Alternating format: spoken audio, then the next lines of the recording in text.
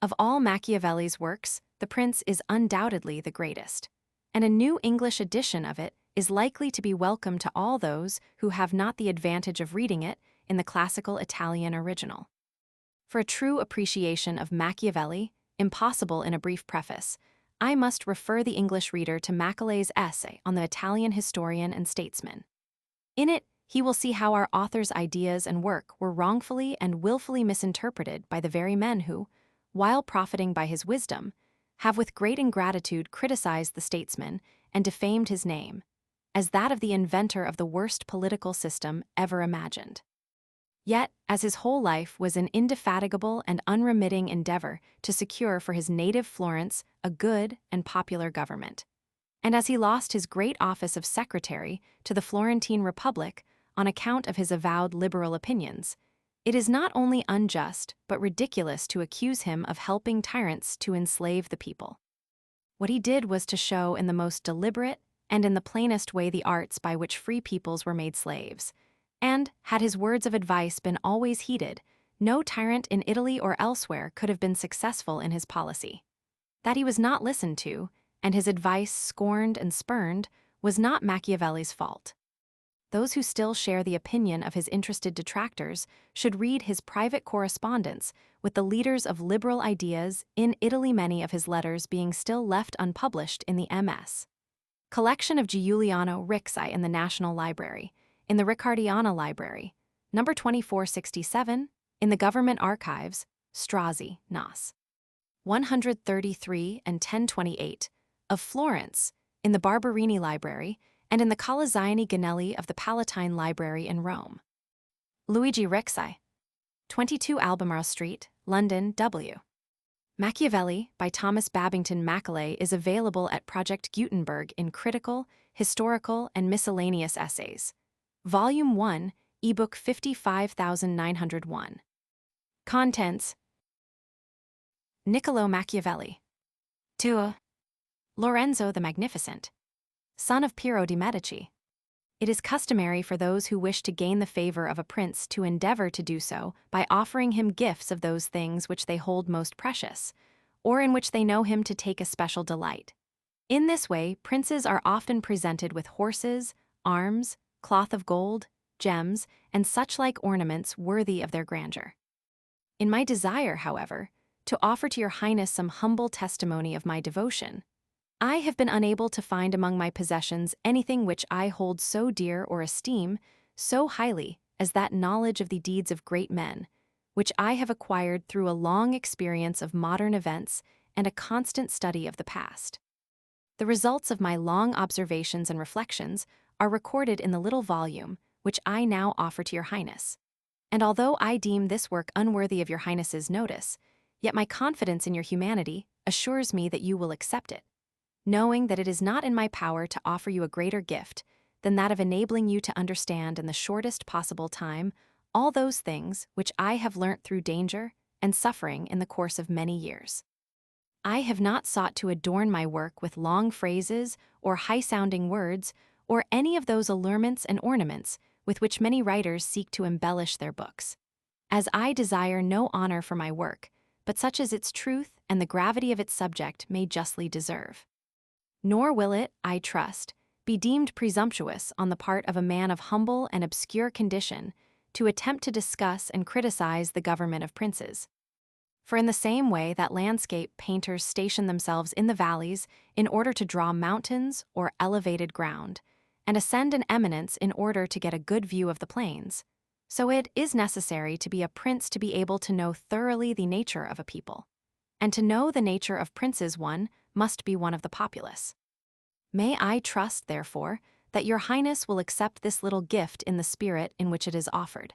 And if your Highness will deign to peruse it, you will recognize in it my ardent desire that you may attain to that grandeur which fortune and your own merits presage for you. And should your Highness gaze down from the summit of that eminence towards this humble spot, you will recognize the great and unmerited sufferings inflicted on me by a cruel fate. The Prince. Chapter 1. The various kinds of government and the ways by which they are established. All states and dominions which hold or have held sway over mankind are either republics or monarchies. Monarchies are either hereditary ones, in which the rulers have been for many years of the same family, or else they are those of recent foundation. The newly founded ones are either entirely new, as was Milan to Francesco Sforza, or else they are, as it were, new members grafted on to the hereditary possessions of the prince that annexes them, as is the kingdom of Naples to the king of Spain. The dominions thus acquired have either been previously accustomed to the rule of another prince, or else have been free states, and they are annexed either by force of arms of the prince, or of others, or else fall to him by good fortune or merit. Chapter 2. Of Hereditary Monarchies. I will not here speak of republics, having already treated of them fully in another place. I will deal only with monarchies, and will show how the various kinds described above can be governed and maintained. In the first place, in hereditary states accustomed to the reigning family, the difficulty of maintaining them is far less than in new monarchies, for it is sufficient not to exceed the ancestral usages, and to accommodate oneself to accidental circumstances. In this way, such a prince, if of ordinary ability, will always be able to maintain his position, unless some very exceptional and excessive force deprives him of it. And even if he be thus deprived of it, on the slightest misfortune happening to the new occupier, he will be able to regain it. We have in Italy the example of the Duke of Ferrara, who was able to withstand the assaults of the Venetians in the year 84, and of Pope Julius in the year 10, for no other reason than because of the antiquity of his family in that dominion. Inasmuch as the legitimate prince has less cause and less necessity to give offense, it is only natural that he should be more loved. And, if no extraordinary vices make him hated, it is only reasonable for his subjects to be naturally attached to him, the memories and causes of innovations being forgotten in the long period over which his rule has existed, whereas one change always leaves the way prepared for the introduction of another. Chapter 3. Of Mixed Monarchies. But it is in the new monarchy that difficulties really exist. Firstly, if it is not entirely new, but a member as it were of a mixed state, its disorders spring at first from a natural difficulty which exists in all new dominions, because men change masters willingly, hoping to better themselves. And this belief makes them take arms against their rulers, in which they are deceived, as experience shows them that they have gone from bad to worse. This is the result of another very natural cause, which is the necessary harm inflicted on those over whom the prince obtains dominion, both by his soldiers and by an infinite number of other injuries unavoidably caused by his occupation. Thus you find enemies in all those whom you have injured by occupying that dominion, and you cannot maintain the friendship of those who have helped you to obtain this possession, as you will not be able to fulfill their expectations, nor can you use strong measures with them, being under an obligation to them. For which reason, however strong your armies may be, you will always need the favor of the inhabitants to take possession of a province. It was from these causes that Louis Roman XII of France, though able to occupy Milan without trouble, immediately lost it, and the forces of Ludovico alone were sufficient to take it from him the first time. For the inhabitants who had willingly opened their gates to him, finding themselves deluded in the hopes they had cherished and not obtaining those benefits that they had anticipated, could not bear the vexatious rule of their new prince.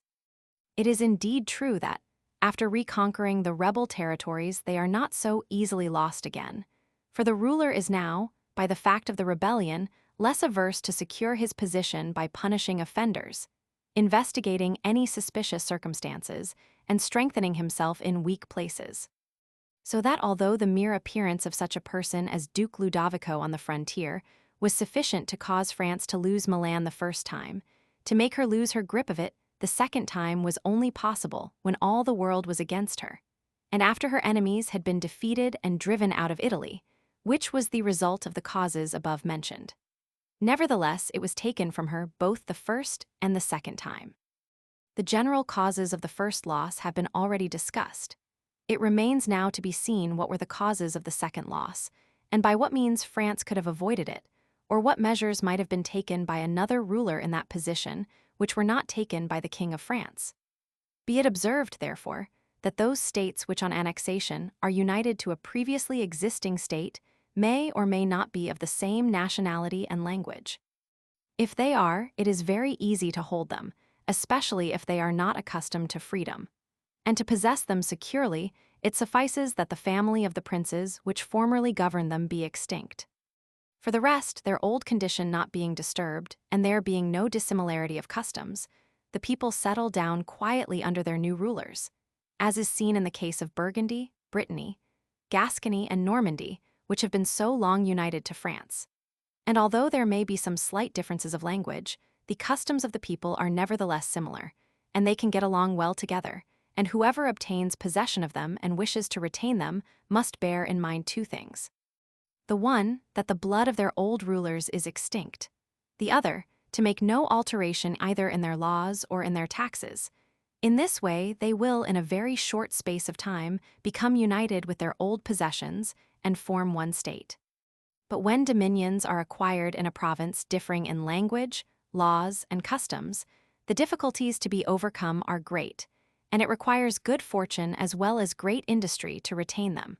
One of the best and most certain means of doing so would be for the new ruler to take up his residence in them. This would render their possession more secure and durable. It is what the Turk has done in Greece.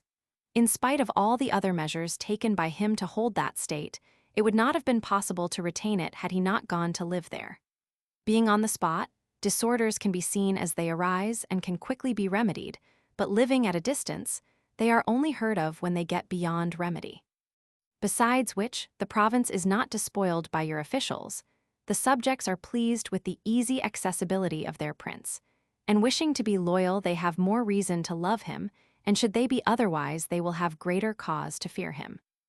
Any external power who wishes to assail that state will be less disposed to do so, so that as long as he resides there, he will be very hard to dispossess. The other and better remedy is to plant colonies in one or two of those places which form as it were the keys of the land, for it is necessary either to do this or to maintain a large force of armed men. The colonies will cost the prince little. With little or no expense on his part, he can send and maintain them.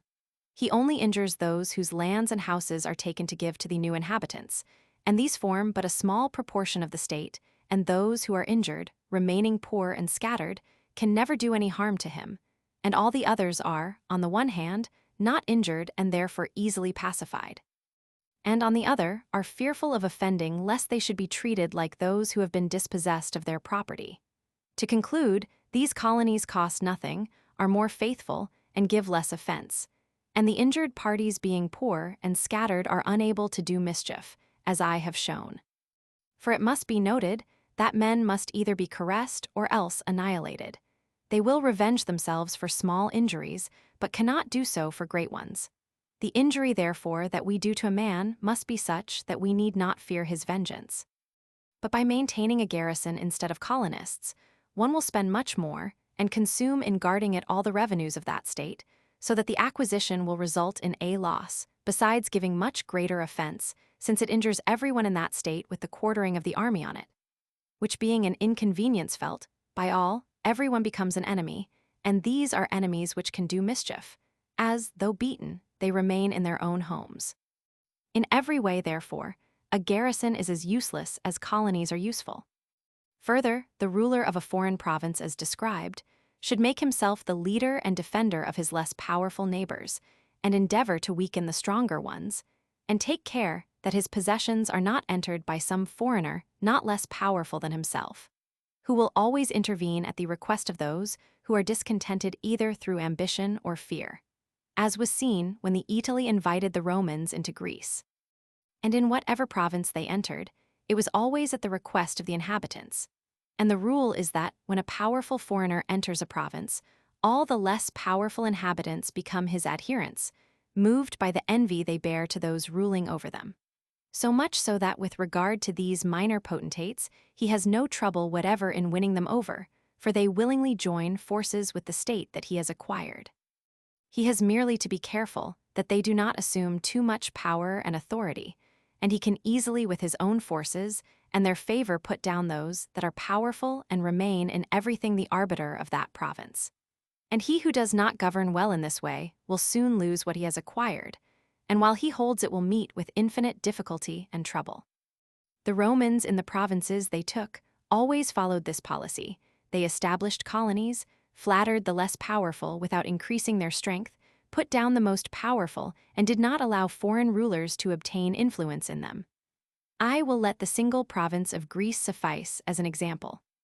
They made friends with the Achaea and the Aetoli.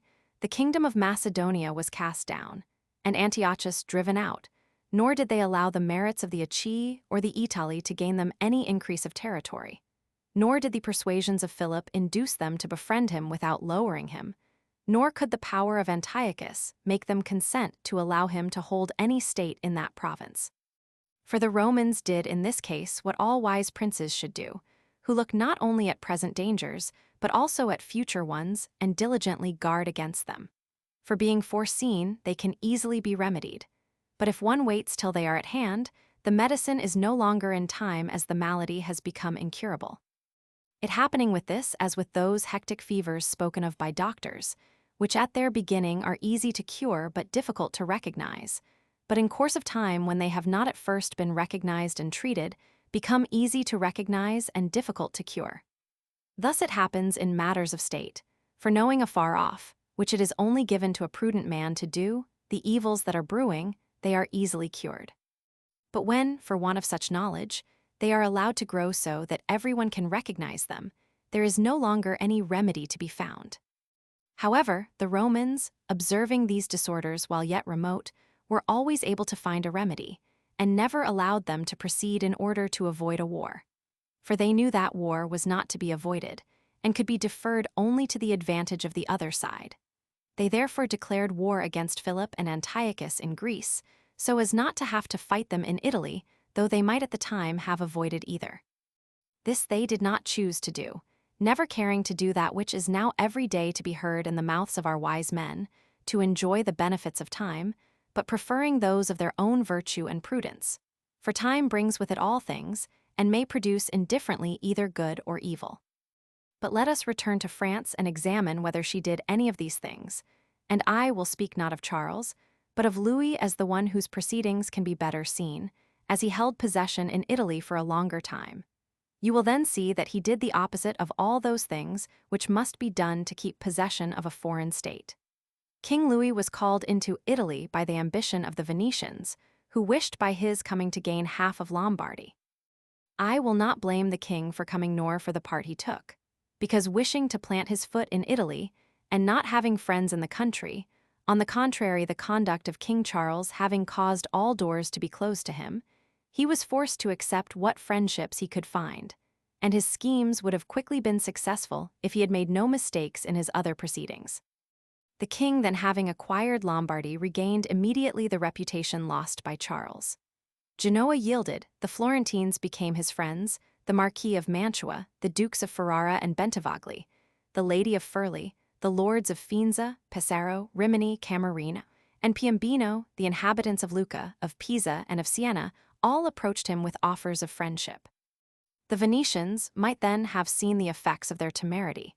How to gain a few lands in Lombardy, they had made the king ruler over 2/3 of Italy.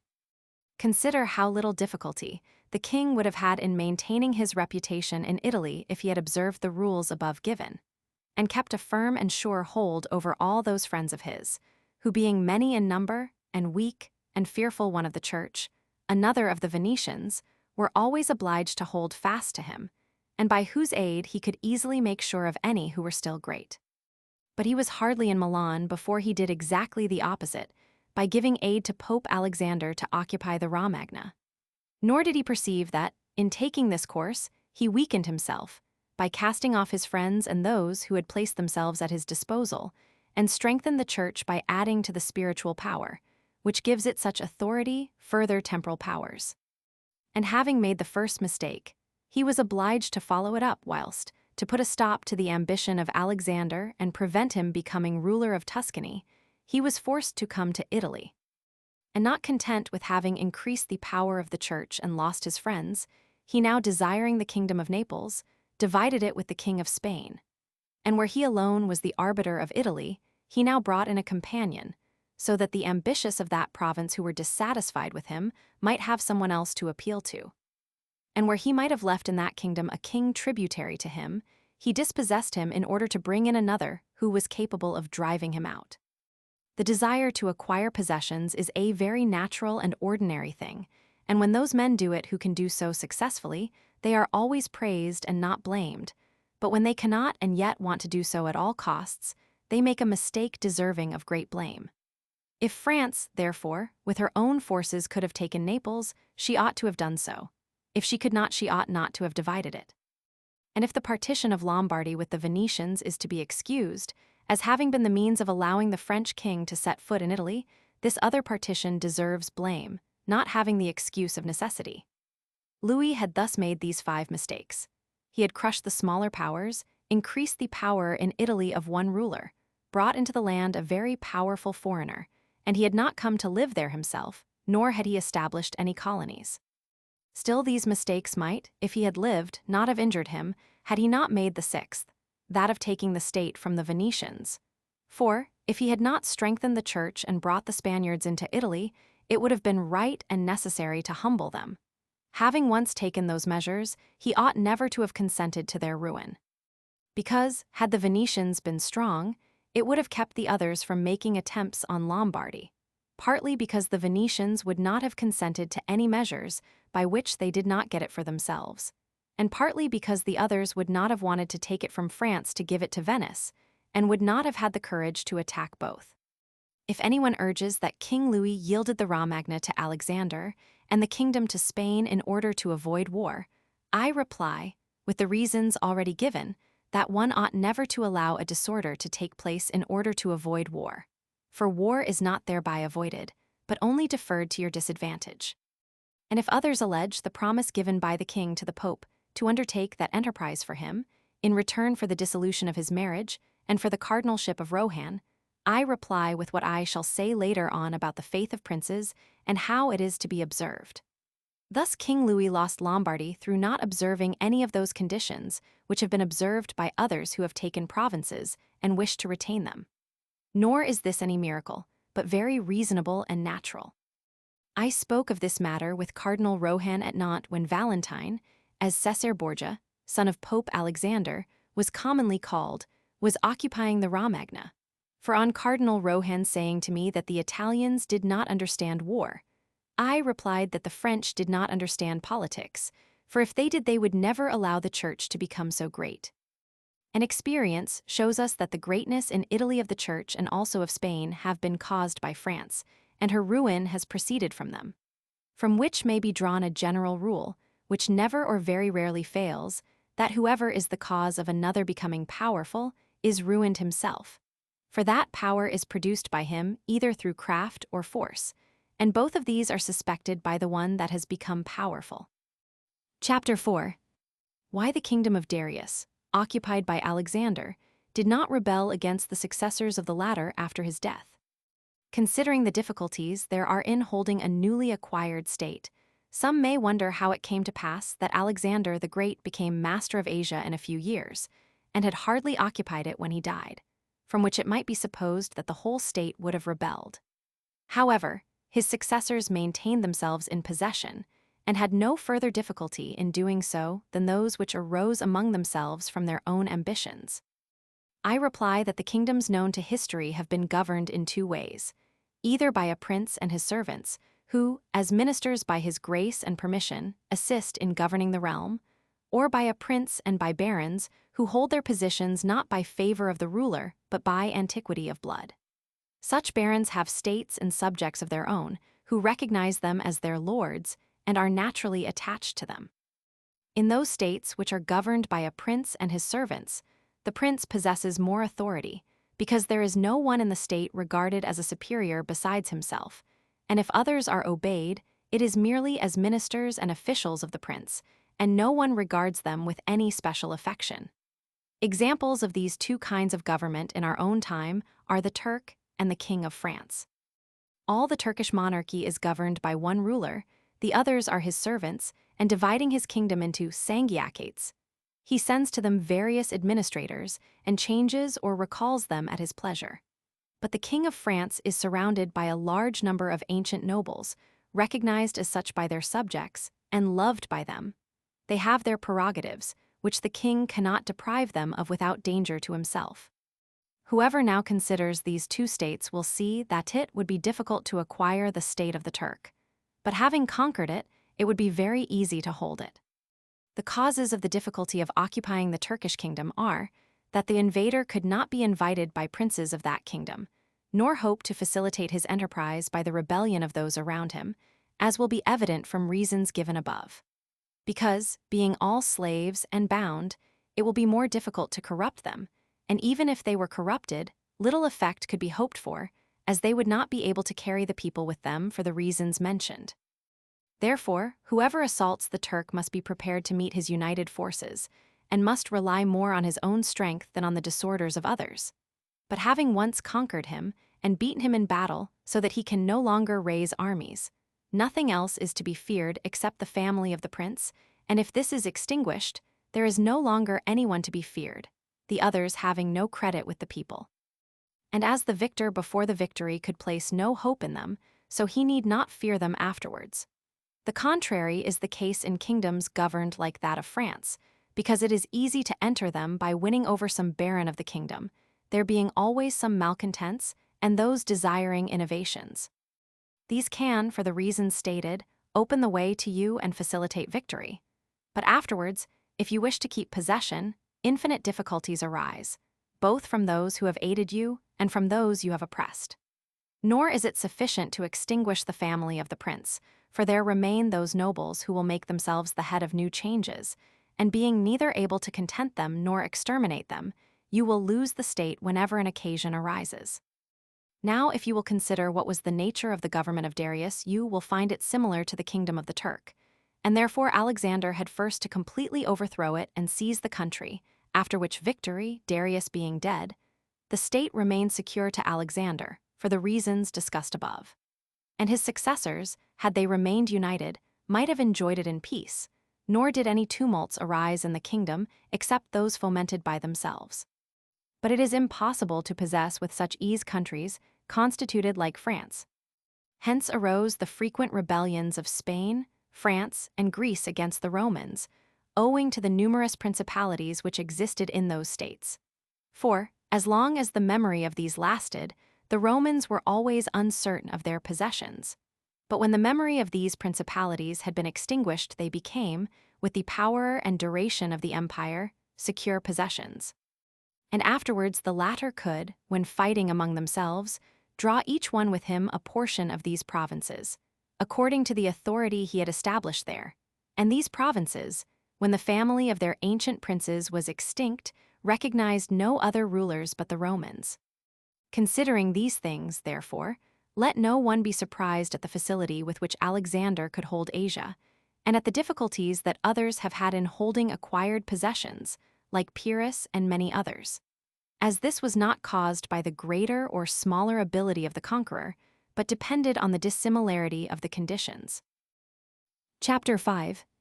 The way to govern cities or dominions that, previous to being occupied, lived under their own laws. When those states which have been acquired are accustomed to live at liberty under their own laws, there are 3 ways of holding them. The first is to ruin them. The second is to go and live there in person. The third is to allow them to live under their own laws, taking tribute of them, and creating there within the country a state composed of a few who will keep it friendly to you. Because this state, being created by the prince, knows that it cannot exist without his friendship and protection, and will do all it can to keep them, and a city used to liberty can be more easily held by means of its citizens than in any other way, if you wish to preserve it. There is the example of the Spartans and the Romans. The Spartans held Athens and Thebes by creating within them a state of a few people. Nevertheless, they lost them. The Romans, in order to hold Capua, Carthage, and Numantia, destroyed them, but did not lose them. They wanted to hold Greece in almost the same way as the Spartans held it, leaving it free and under its own laws, but they did not succeed, so that they were compelled to destroy many cities in that province in order to keep it, because in truth there is no sure method of holding them except by ruining them. And whoever becomes the ruler of a free city and does not destroy it, can expect to be destroyed by it, for it can always find a motive for rebellion in the name of liberty and of its ancient usages, which are forgotten neither by lapse of time nor by benefits received. And whatever one does or provides, so long as the inhabitants are not separated or dispersed, they do not forget that name and those usages, but appeal to them at once in every emergency. As did Pisa after being so many years held in servitude by the Florentines. But when cities or provinces have been accustomed to live under a prince, and the family of that prince is extinguished, being on the one hand used to obey, and on the other not having their old prince, they cannot unite in choosing one from among themselves, and they do not know how to live in freedom, so that they are slower to take arms, and a prince can win them over with greater facility and establish himself securely. But in republics there is greater life, greater hatred, and more desire for vengeance. They do not and cannot cast aside the memory of their ancient liberty, so that the surest way is either to destroy them or reside in them. Chapter 6. Of new dominions, which have been acquired by one's own arms and powers. Let no one marvel if in speaking of new dominions both as to prince and state, I bring forward very exalted instances. For as men walk almost always in the paths trodden by others, proceeding in their actions by imitation, and not being always able to follow others exactly, nor attain to the excellence of those they imitate, a prudent man should always follow in the path trodden by great men and imitate those who are most excellent, so that if he does not attain to their greatness, at any rate he will get some tinge of it. He will do like prudent archers, who when the place they wish to hit is too far off, knowing how far their bow will carry, aim at a spot much higher than the one they wish to hit, not in order to reach this height with their arrow, but by help of this high aim to hit the spot they wish to. I say then that in new dominions, where there is a new prince, it is more or less easy to hold them according to the greater or lesser ability of him who acquires them. And as the fact of a private individual becoming a prince presupposes either great ability or good fortune, it would appear that either of these things would mitigate in part many difficulties. Nevertheless, those who have been wanting as regards good fortune have maintained themselves best. The matter is also facilitated by the prince being obliged to reside personally in his territory, having no others. But to come to those who have become princes through their own merits and not by fortune, I regard as the greatest Moses, Cyrus, Romulus, Theseus, and such like. And although one should not speak of Moses, he having merely carried out what was ordered him by God, still he deserves admiration, if only for that grace which made him worthy to speak with God. But regarding Cyrus and others who have acquired or founded kingdoms, they will all be found worthy of admiration. And if their particular actions and methods are examined, they will not appear very different from those of Moses, although he had so great a master. And in examining their life and deeds, it will be seen that they owed nothing to fortune, but the opportunity which gave them matter to be shaped into the form that they thought fit. And without that opportunity, their powers would have been wasted, and without their powers, the opportunity would have come in vain. It was thus necessary that Moses should find the people of Israel slaves in Egypt and oppressed by the Egyptians, so that they were disposed to follow him in order to escape from their servitude. It was necessary that Romulus should be unable to remain in Alba, and should have been exposed at his birth, in order that he might become king of Rome and founder of that nation. It was necessary that Cyrus should find the Persians discontented with the empire of the Medes, and the Medes weak and effeminate through long peace. Theseus could not have showed his abilities if he had not found the Athenians dispersed. These opportunities, therefore, gave these men their chance, and their own great qualities enabled them to profit by them, so as to ennoble their country and augment its fortunes. Those who by heroic means such as these become princes, obtain their dominions with difficulty, but retain them easily, and the difficulties which they have in acquiring their dominions arise in part from the new rules and regulations that they have to introduce in order to establish their position securely. It must be considered that there is nothing more difficult to carry out, nor more doubtful of success, nor more dangerous to handle, than to initiate a new order of things. For the reformer has enemies in all those who profit by the old order, and only lukewarm defenders in all those who would profit by the new order.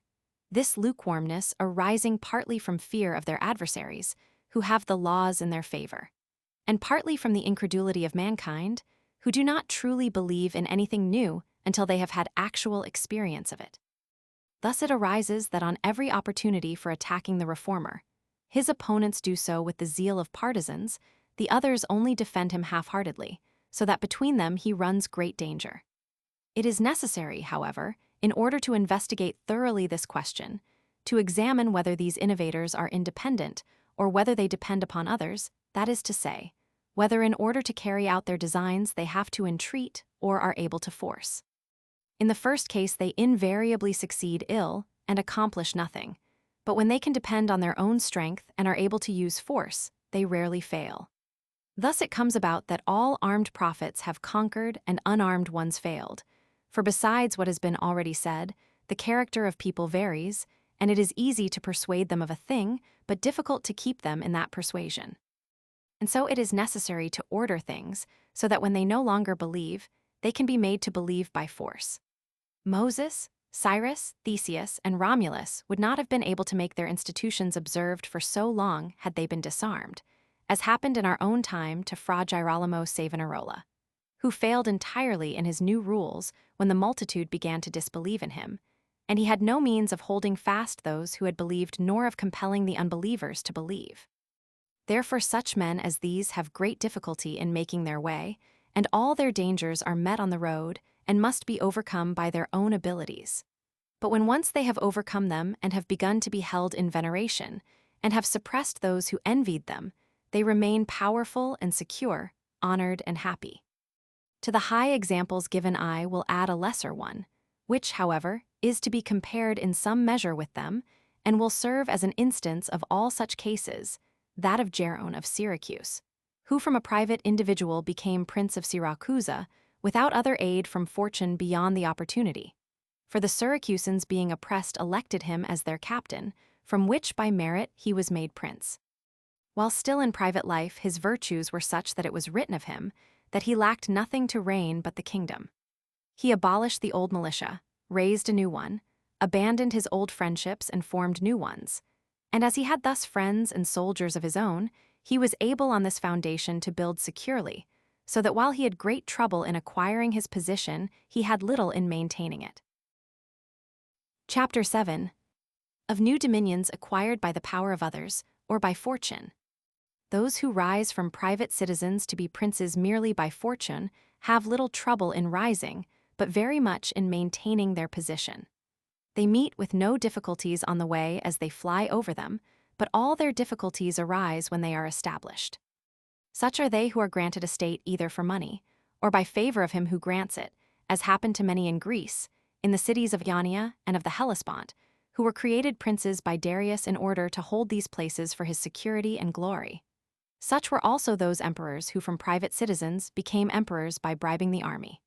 Such as these depend absolutely on the goodwill and fortune of those who have raised them, both of which are extremely inconstant and unstable. They neither know how to, nor are in a position to maintain their rank.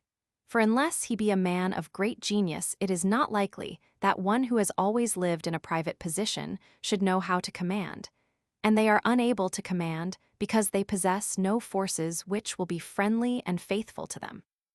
Moreover, states quickly founded, like all other things which are born and grow rapidly, cannot have deep roots, so that the first storm destroys them, unless, as already said, the man who thus becomes a prince is of such great genius as to be able to take immediate steps for maintaining what fortune has thrown into his lap, and lay afterwards those foundations which others make before becoming princes. With regard to these two methods of becoming a prince by ability or by good fortune, I will here adduce two examples which have taken place within our memory, those of Francesco Sforza and Cesare Borgia. Francesco, by appropriate means and through great abilities, from citizen became Duke of Milan, and what he had attained after 1,000 difficulties he maintained with little trouble. On the other hand, Cesare Borgia, commonly called Duke Valentine, acquired the state through the fortune of his father, and by the same means lost it, and that although every measure was adopted by him, and everything done that a prudent and capable man could do to establish himself firmly in that state that the arms and the favors of others had given him. For, as we have said, he who does not lay his foundations beforehand may by great abilities do so afterwards, although with great trouble to the architect and danger to the building. If, then, one considers the progress made by the Duke, it will be seen how firm were the foundations he had laid to his future power, which I do not think it superfluous to examine, as I know of no better precepts for a new prince to follow than the example of his actions. And if his measures were not successful, it was through no fault of his own, but only by the most extraordinary malignity of fortune. In wishing to aggrandize the Duke his son, Alexander Roman VI had to meet very great difficulties both present and future. In the first place, he saw no way of making him ruler of any state that was not a possession of the Church. And in attempting to take that of the Church, he knew that the Duke of Milan and the Venetians would not consent, because Faenza and Rimini were already under the protection of the Venetians. He saw, moreover, that the arms of Italy, especially of those who might have served him, were in the hands of those who would fear the greatness of the Pope, and therefore he could not depend upon them, being all under the Orsinis and Colonnas and their adherents. It was, therefore, necessary to disturb the existing condition and bring about disorders in the states of Italy in order to obtain secure mastery over a part of them. This was easy, for he found the Venetians, who, actuated by other motives, had invited the French into Italy, which he not only did not oppose, but facilitated by dissolving the marriage of King Louis. The king came thus into Italy with the aid of the Venetians and the consent of Alexander, and had hardly arrived at Milan before the Pope obtained troops from him for his enterprise in the Romagna, which he carried out by means of the reputation of the king. The Duke, having thus obtained the Romagna and defeated the Colonnas, was hindered in maintaining it and proceeding further by two things. The one, his forces, of which he doubted the fidelity.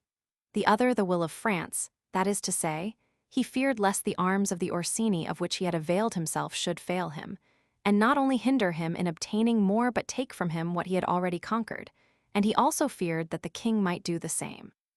He had evidence of this as regards the Orsini when, after taking Faenza, he assaulted Bologna and observed their backwardness in the assault. And as regards the king, he perceived his designs when, after taking the dukedom of Urbino, he attacked Tuscany, and the king made him desist from that enterprise, whereupon the duke decided to depend no longer on the fortunes and arms of others. The first thing he did was to weaken the parties of the Orsinis and Colonnas in Rome by gaining all their adherents who were gentlemen and making them followers of himself, by granting them large pensions, and appointing them to commands and offices according to their rank, so that their attachment to their parties was extinguished in a few months, and entirely concentrated on the Duke. After this, he awaited an opportunity for crushing the Orsinis, having dispersed the adherents of the Colonna family, and when the opportunity arrived, he made good use of it. For the Orsini, seeing at length that the greatness of the Duke and of the Church meant their own ruin, convoked a diet at Maggiani in the Perugino. Hence sprang the rebellion of Urbino and the tumults in Romagna and infinite dangers to the Duke, who overcame them all with the help of the French. And having regained his reputation, neither trusting France nor other foreign forces in order not to have to oppose them, he had recourse to stratagem. He dissembled his aims so well that the Orsini, through the mediation of Signor Pavolo, made their peace with him, which the Duke spared no efforts to make secure, presenting them with robes, money, and horses, so that in their simplicity they were induced to come to Sinigaglia and fell into his hands. Having thus suppressed these leaders and made their partisans his friends, the Duke had laid a very good foundation to his power, having all the Romagna with the Duchy of Urbino, and having gained the favor of the inhabitants, who began to feel the benefit of his rule. And as this part is worthy of note and of imitation by others, I will not omit mention of it. When he took the Romagna, it had previously been governed by weak rulers, who had rather despoiled their subjects than governed them, and given them more cause for disunion than for union, so that the province was a prey to robbery, assaults, and every kind of disorder. He, therefore, judged it necessary to give them a good government in order to make them peaceful and obedient to his rule. For this purpose he appointed Messer Ramiro di Orco, a cruel and able man to whom he gave the fullest authority. This man, in a short time, was highly successful in rendering the country orderly and united, whereupon the Duke, not deeming such excessive authority expedient, lest it should become hateful, appointed a civil court of justice in the middle of the province under an excellent president, to which each city appointed its own advocate. And as he knew that the harshness of the past had engendered some amount of hatred, in order to purge the minds of the people and to win them over completely, he resolved to show that if any cruelty had taken place, it was not by his orders, but through the harsh disposition of his minister. And taking him on some pretext, he had him placed one morning in the public square at Cesena, cut in half, with a piece of wood and blood-stained knife by his side. The ferocity of this spectacle caused the people both satisfaction and amazement, but to return to where we left off. The Duke, being now powerful and partly secured against present perils, being armed himself, and having in a great measure put down those neighboring forces which might injure him, had now to get the respect of France, if he wished to proceed with his acquisitions, for he knew that the king, who had lately discovered his error, would not give him any help.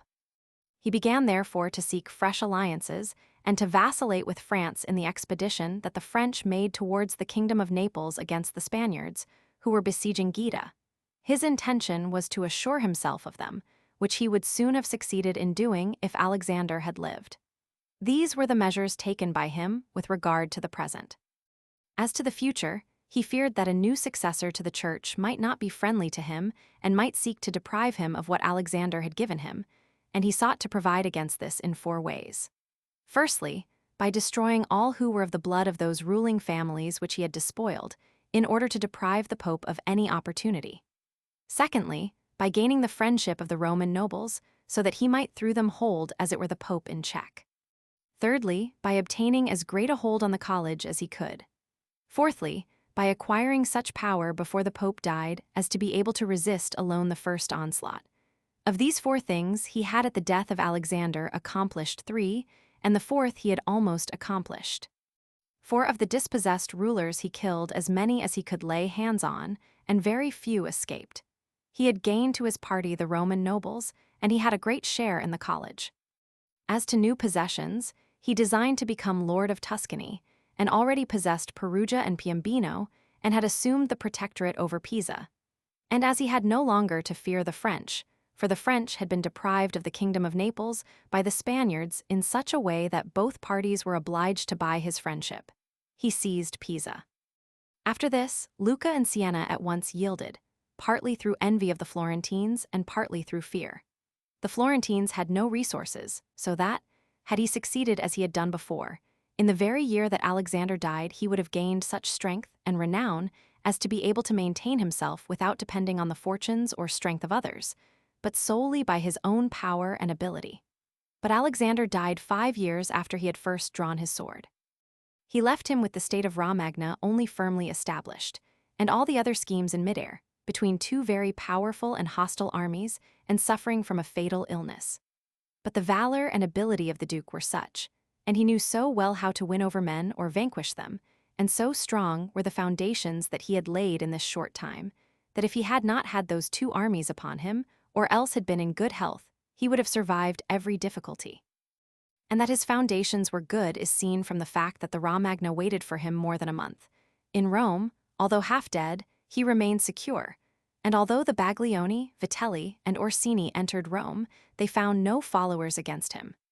He was able, if not to make Pope whom he wished, at any rate to prevent a Pope being created whom he did not wish. But if at the death of Alexander he had been well, everything would have been easy. And he told me on the day that Pope Julius Roman II was created, that he had thought of everything which might happen on the death of his father, and provided against everything, except that he had never thought that at his father's death he would be dying himself. Reviewing thus all the actions of the Duke, I find nothing to blame. On the contrary, I feel bound, as I have done, to hold him up as an example to be imitated by all who by fortune, and with the arms of others have risen to power. For with his great courage and high ambition he could not have acted otherwise, and his designs were only frustrated by the short life of Alexander and his own illness. Whoever, therefore, deems it necessary in his new principality to secure himself against enemies, to gain friends, to conquer by force or fraud, to make himself beloved and feared by the people, followed and reverenced by the soldiers, to destroy those who can and may injure him, introduce innovations into old customs, to be severe and kind, magnanimous and liberal, suppress the old militia, create a new one. Maintain the friendship of kings and princes in such a way that they are glad to benefit him and fear to injure him. Such a one can find no better example than the actions of this man. The only thing he can be accused of is that in the creation of Julius Roman II. He made a bad choice, for, as has been said, not being able to choose his own pope, he could still prevent anyone being made pope, and he ought never to have permitted any of those cardinals to be raised to the papacy whom he had injured, or who when pope would stand in fear of him. For men commit injuries either through fear or through hate. Those whom he had injured were, among others, San Pietro ad Vincula, Colonna, San Giorgio, and Ascanio. All the others, if assumed to the pontificate, would have had to fear him except Rohan and the Spaniards, the latter through their relationship and obligations to him, the former from his great power, being related to the King of France. For these reasons, the Duke ought above all things to have created a Spaniard pope, and if unable to, then he should have consented to Rohan being appointed and not San Pietro ad Vincula. And whoever thinks that in high personages new benefits cause old offenses to be forgotten makes a great mistake. The Duke, therefore, erred in this choice, and it was the cause of his ultimate ruin. Chapter 8. Of those who have attained the position of prince by villainy. But as there are still two ways of becoming prince which cannot be attributed entirely either to fortune or to ability, they must not be passed over, although one of them could be more fully discussed if we were treating of republics. These are when one becomes prince by some nefarious or villainous means, or when a private citizen becomes the prince of his country through the favor of his fellow citizens. And in speaking of the former means, I will give two examples, one ancient, the other modern, without entering further into the merits of this method, as I judge them to be sufficient for anyone obliged to imitate them. Agathocles the Sicilian rose not only from private life, but from the lowest and most abject position to be king of Syracuse. The son of a potter, he led a life of the utmost wickedness through all the stages of his fortune. Nevertheless, his wickedness was accompanied by such vigor of mind and body that, having joined the militia, he rose through all its grades to be praetor of Syracuse. Having been appointed to this position, and having decided to become prince, and to hold with violence and without the support of others that which had been granted him, and having imparted his design to Hamilcar the Carthaginian, who with his armies was fighting in Sicily, he called together one morning the people and senate of Syracuse, as if he had to deliberate on matters of importance to the republic, and at a given signal had all the senators and the richest men of the people killed by his soldiers. After their death, he occupied and held rule over the city without any civil disorders. And although he was twice beaten by the Carthaginians and ultimately besieged, he was able not only to defend the city, but leaving a portion of his forces for its defense. With the remainder he invaded Africa, and in a short time liberated Syracuse from the siege and brought the Carthaginians to great extremities, so that they were obliged to come to terms with him and remain contented with the possession of Africa, leaving Sicily to Agathocles. Whoever considers, therefore, the actions and qualities of this man will see few if any things which can be attributed to fortune. For, as above stated, it was not by the favor of any person, but through the grades of the militia, which he had gained with 1,000 hardships and perils, that he arrived at the position of prince, which he afterwards maintained by so many courageous and perilous expedients. It cannot be called a virtue to kill one's fellow citizens, betray one's friends, be without faith, without pity, and without religion, by which methods one may indeed gain an empire, but not glory. For if the virtues of Agathocles in braving and overcoming perils, and his greatness of soul in supporting and surmounting obstacles be considered, one sees no reason for holding him inferior to any of the most renowned captains. Nevertheless, his barbarous cruelty and inhumanity, together with his countless atrocities, do not permit of his being named among the most famous men. We cannot attribute to fortune or merit that which he achieved without either.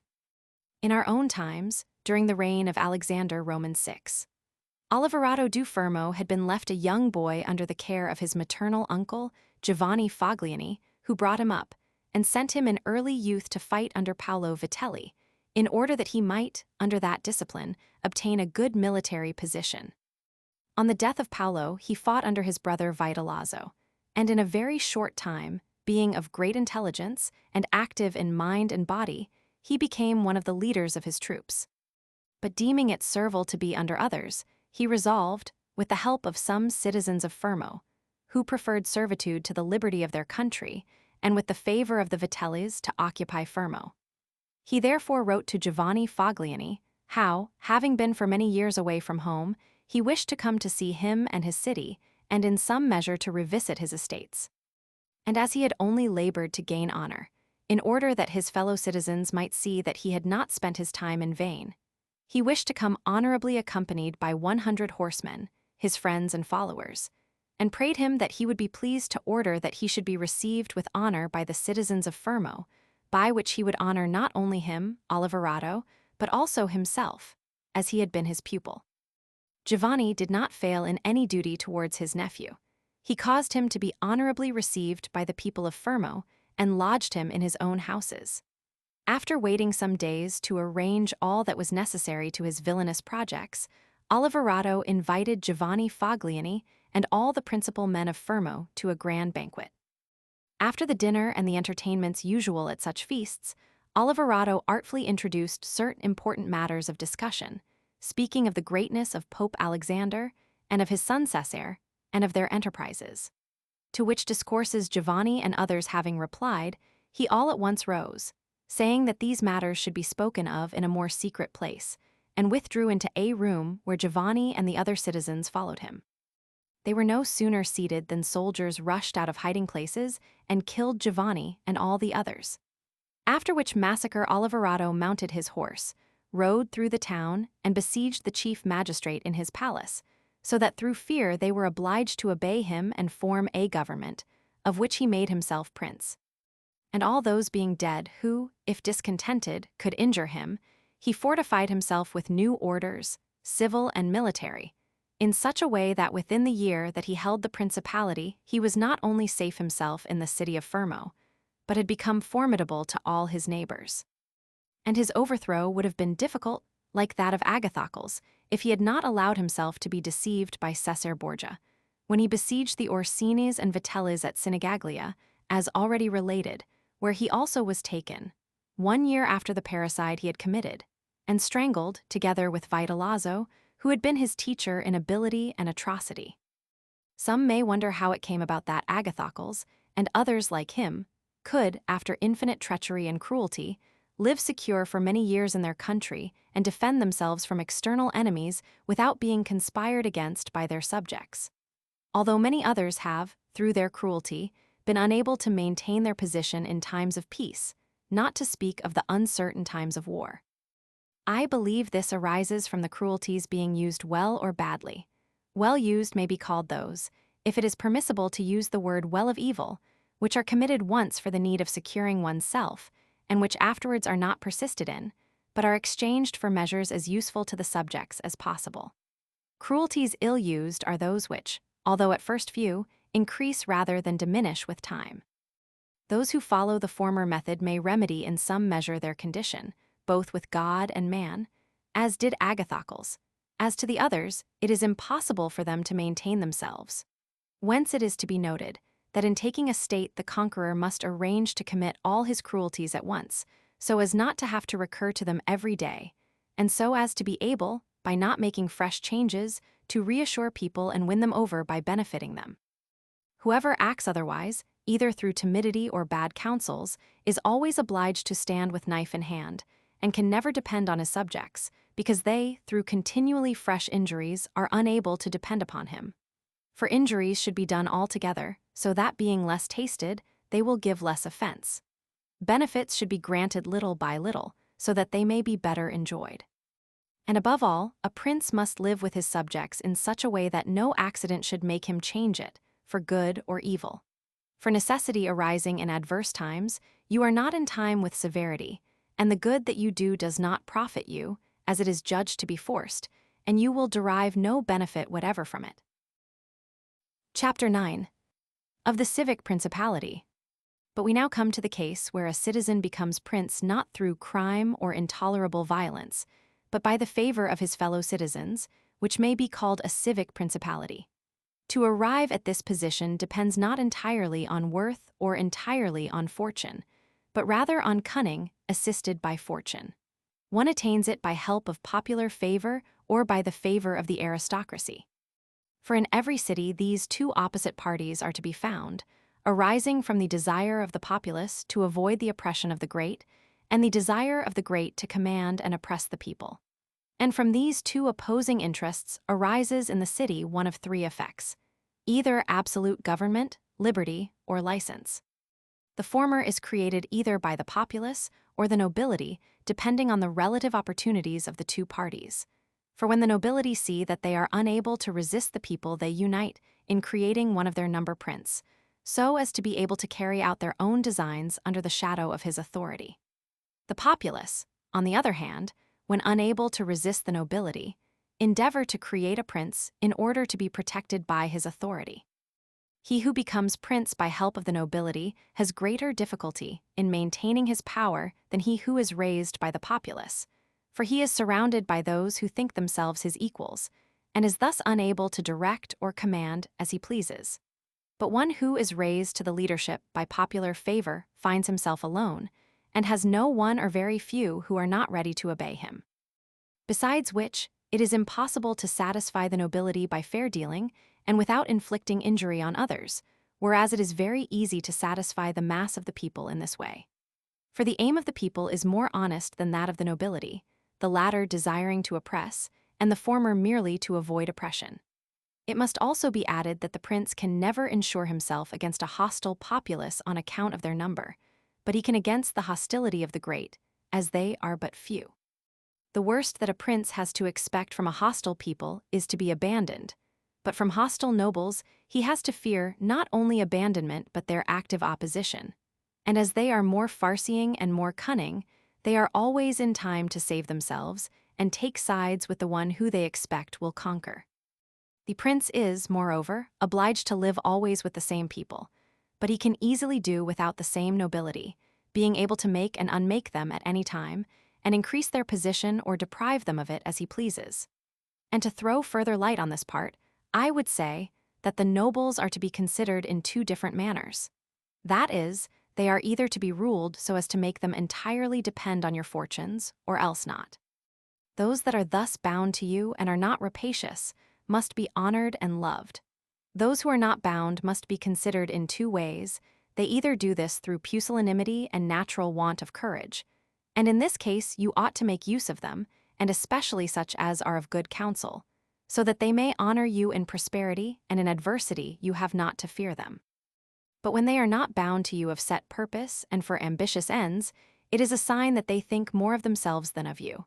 And from such men the prince must guard himself and look upon them as secret enemies, who will help to ruin him when in adversity. One, however, who becomes prince by favor of the populace must maintain its friendship, which he will find easy, the people asking nothing but not to be oppressed. But one who against the people's wishes becomes prince by favor of the nobles should above all endeavor to gain the favor of the people. This will be easy to him if he protects them. And as men, who receive good from those they expected evil from, feel under a greater obligation to their benefactor, so the subject populace will become even better disposed towards him than if he had become prince through their favor. The prince can win their favor in many ways, which vary according to circumstances, for which no certain rule can be given, and will therefore be passed over. I will only say, in conclusion, that it is necessary for a prince to possess the friendship of the people.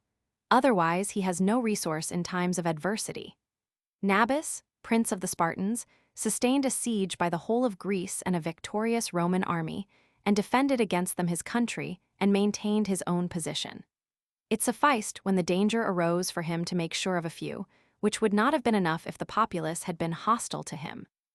And let no one oppose my opinion in this by quoting the trite proverb, "He who builds on the people, builds on mud," because that is true when a private citizen relies upon the people and persuades himself that they will liberate him if he is oppressed by enemies or by the magistrates. In this case, he might often find himself deceived, as happened in Rome to the Gracchi and in Florence to Messer Giorgio Scali. But when it is a prince who founds himself on this basis, one who can command and is a man of courage, and does not get frightened in adversity, and does not neglect other preparations, and one who by his own courage and measures animates the mass of the people, he will not find himself deceived by them, and he will find that he has laid his foundations well. Usually these principalities are in danger when the prince from the position of a civil ruler changes to an absolute one, for these princes either command themselves or by means of magistrates.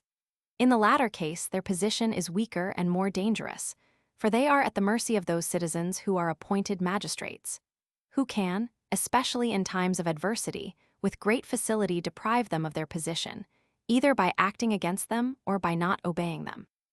The prince is not in time, in such dangers, to assume absolute authority, for the citizens and subjects who are accustomed to take their orders from the magistrates are not ready in these emergencies to obey his, and he will always in doubtful times lack men whom he can rely on. Such a prince cannot base himself on what he sees in quiet times when the citizens have need of the state, for then everyone is full of promises and each one is ready to die for him when death is far off. But in adversity, when the state has need of citizens, then he will find but few. And this experience is the more dangerous, in that it can only be had once. Therefore a wise prince will seek means by which his subjects will always, and in every possible condition of things, have need of his government, and then they will always be faithful to him. Chapter 10. How the strength of all states should be measured. In examining the character of these principalities, it is necessary to consider another point, namely, whether the prince has such a position as to be able in case of need to maintain himself alone, or whether he has always need of the protection of others. The better to explain this I would say, that I consider those capable of maintaining themselves alone who can, through abundance of men or money, put together a sufficient army, and hold the field against anyone who assails them, and I consider to have need of others, those who cannot take the field against their enemies, but are obliged to take refuge within their walls and stand on the defensive. We have already discussed the former case, and will speak in future of it as occasion arises. In the second case, there is nothing to be said except to encourage such a prince to provision and fortify his own town, and not to trouble about the country. And whoever has strongly fortified his town, and as regards the government of his subjects, has proceeded as we have already described and will further relate, will be attacked with great reluctance. For men are always averse to enterprises in which they foresee difficulties, and it can never appear easy to attack one who has his town well guarded and is not hated by the people. The cities of Germany are extremely liberal, have little surrounding country, and obey the emperor when they choose, and they do not fear him or any other potentate that they have about them.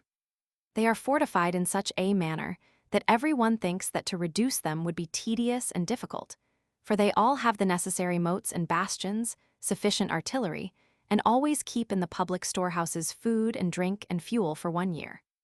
Beyond which, to keep the lower classes satisfied, and without loss to the public, they have always enough means to give them work for 1 year in these employments which form the nerve and life of the town, and in the industries by which the lower classes live.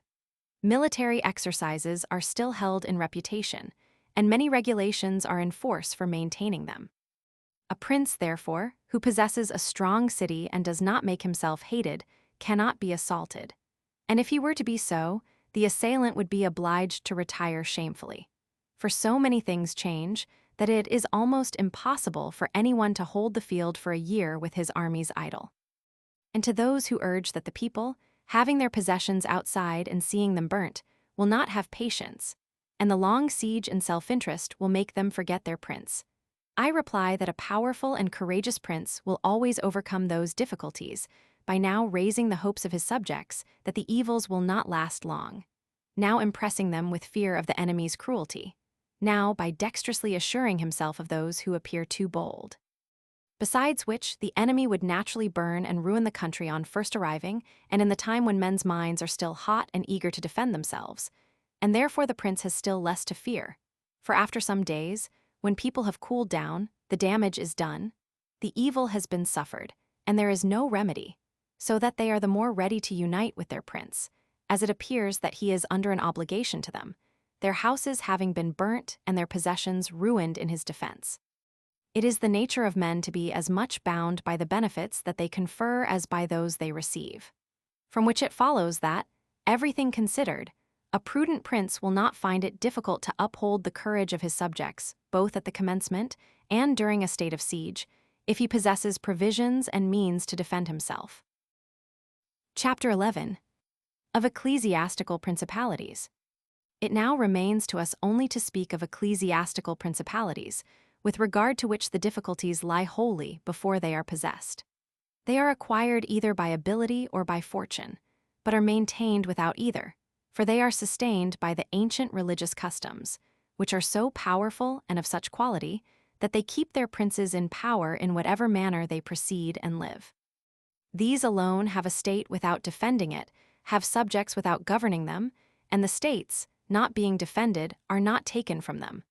The subjects not being governed do not disturb themselves, and neither think of nor are capable of alienating themselves from them. Only these principalities, therefore, are secure and happy. But as they are upheld by higher causes, which the human mind cannot attain to, I will abstain from speaking of them. For being exalted and maintained by God, it would be the work of a presumptuous and foolish man to discuss them.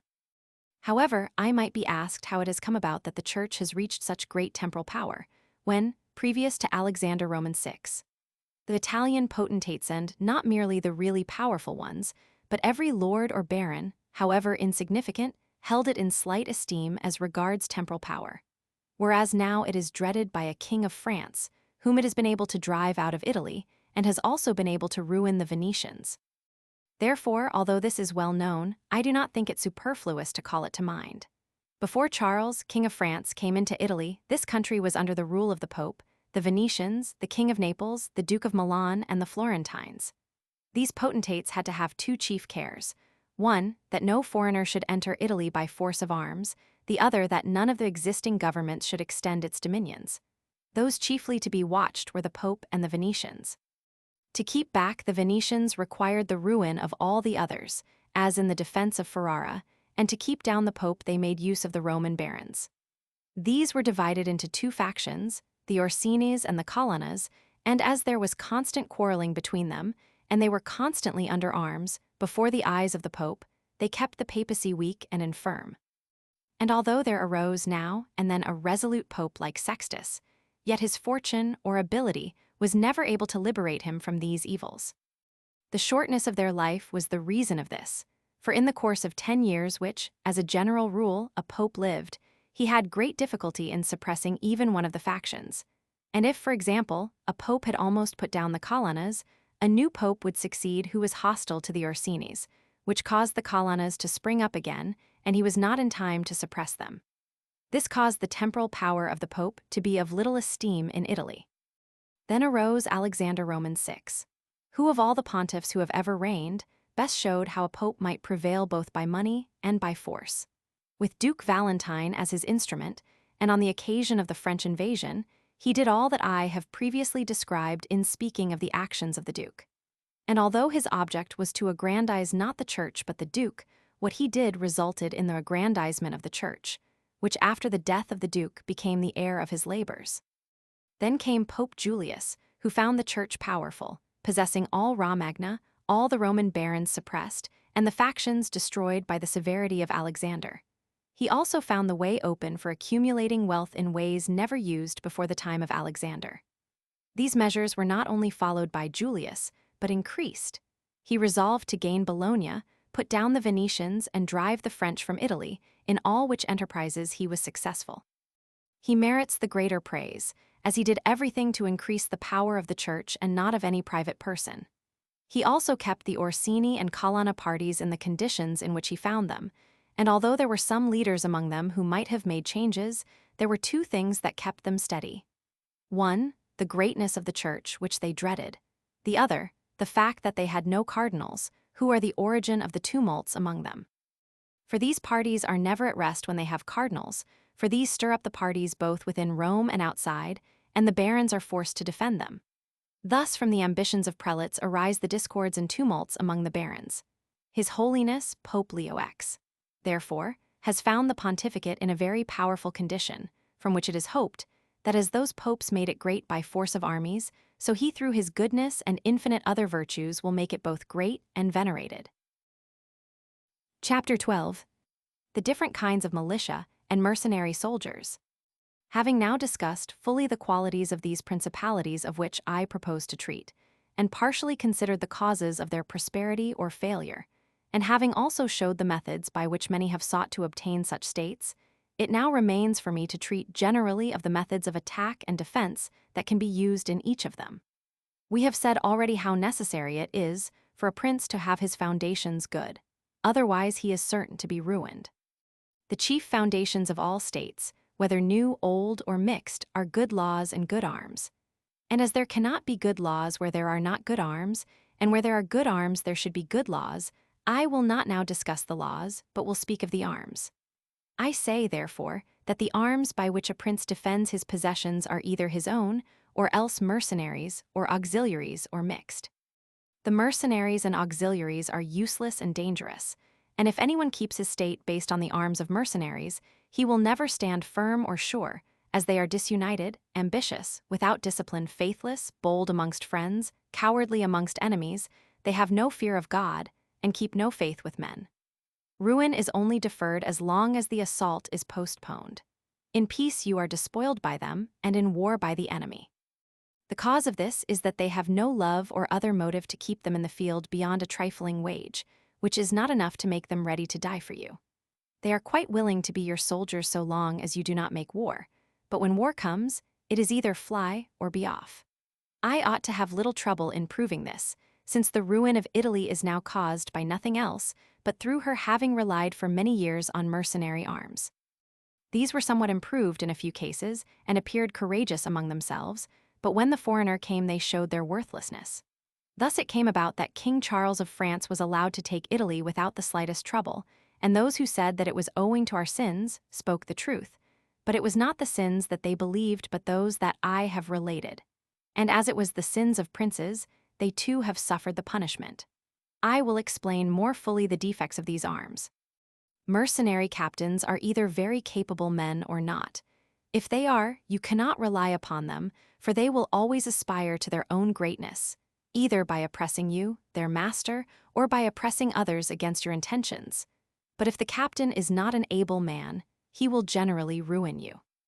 And if it is replied to this, that whoever has armed forces will do the same, whether these are mercenary or not, I would reply that as armies are to be used either by a prince or by a republic, the prince must go in person to take the position of captain, and the republic must send its own citizens. If the one sent turns out incompetent, it must change him, and if capable, keep him by law from going beyond the proper limits. And it is seen by experience that only princes and armed republics make very great progress, whereas mercenary forces do nothing but damage, and also an armed republic submits less easily to the rule of one of its citizens than a republic armed by foreign forces. Rome and Sparta were for many centuries well armed and free. The Swiss are well armed and enjoy great freedom. As an example of mercenary armies in antiquity, there are the Carthaginians, who were oppressed by their mercenary soldiers after the termination of the first war with the Romans, even while they still had their own citizens as captains. Philip of Macedon was made captain of their forces by the Thebans after the death of Epaminondas, and after gaining the victory, he deprived them of liberty. The Milanese, on the death of Duke Philip, hired Francesco Sforza against the Venetians, who, having overcome the enemy at Caravaggio, allied himself with them to oppress the Milanese, his employers. The father of this Sforza, being a soldier in the service of the Queen Giovanna of Naples, left her suddenly unarmed, by which she was compelled, in order not to lose the kingdom, to throw herself into the arms of the King of Aragon. And if the Venetians and Florentines have in times past increased their dominions by means of such forces, and their captains have not made themselves princes but have defended them, I reply that the Florentines in this case have been favored by chance, for of the capable leaders whom they might have feared, some did not conquer, some met with opposition, and others directed their ambition elsewhere. The one who did not conquer was Sir John Hawkwood, whose fidelity could not be known as he was not victorious, but everyone will admit that, had he conquered, the Florentines would have been at his mercy. Sforza had always the Braceschi against him, they being constantly at enmity. Francesco directed his ambition towards Lombardy, Braccio against the Church and the Kingdom of Naples. But let us look at what followed a short time ago.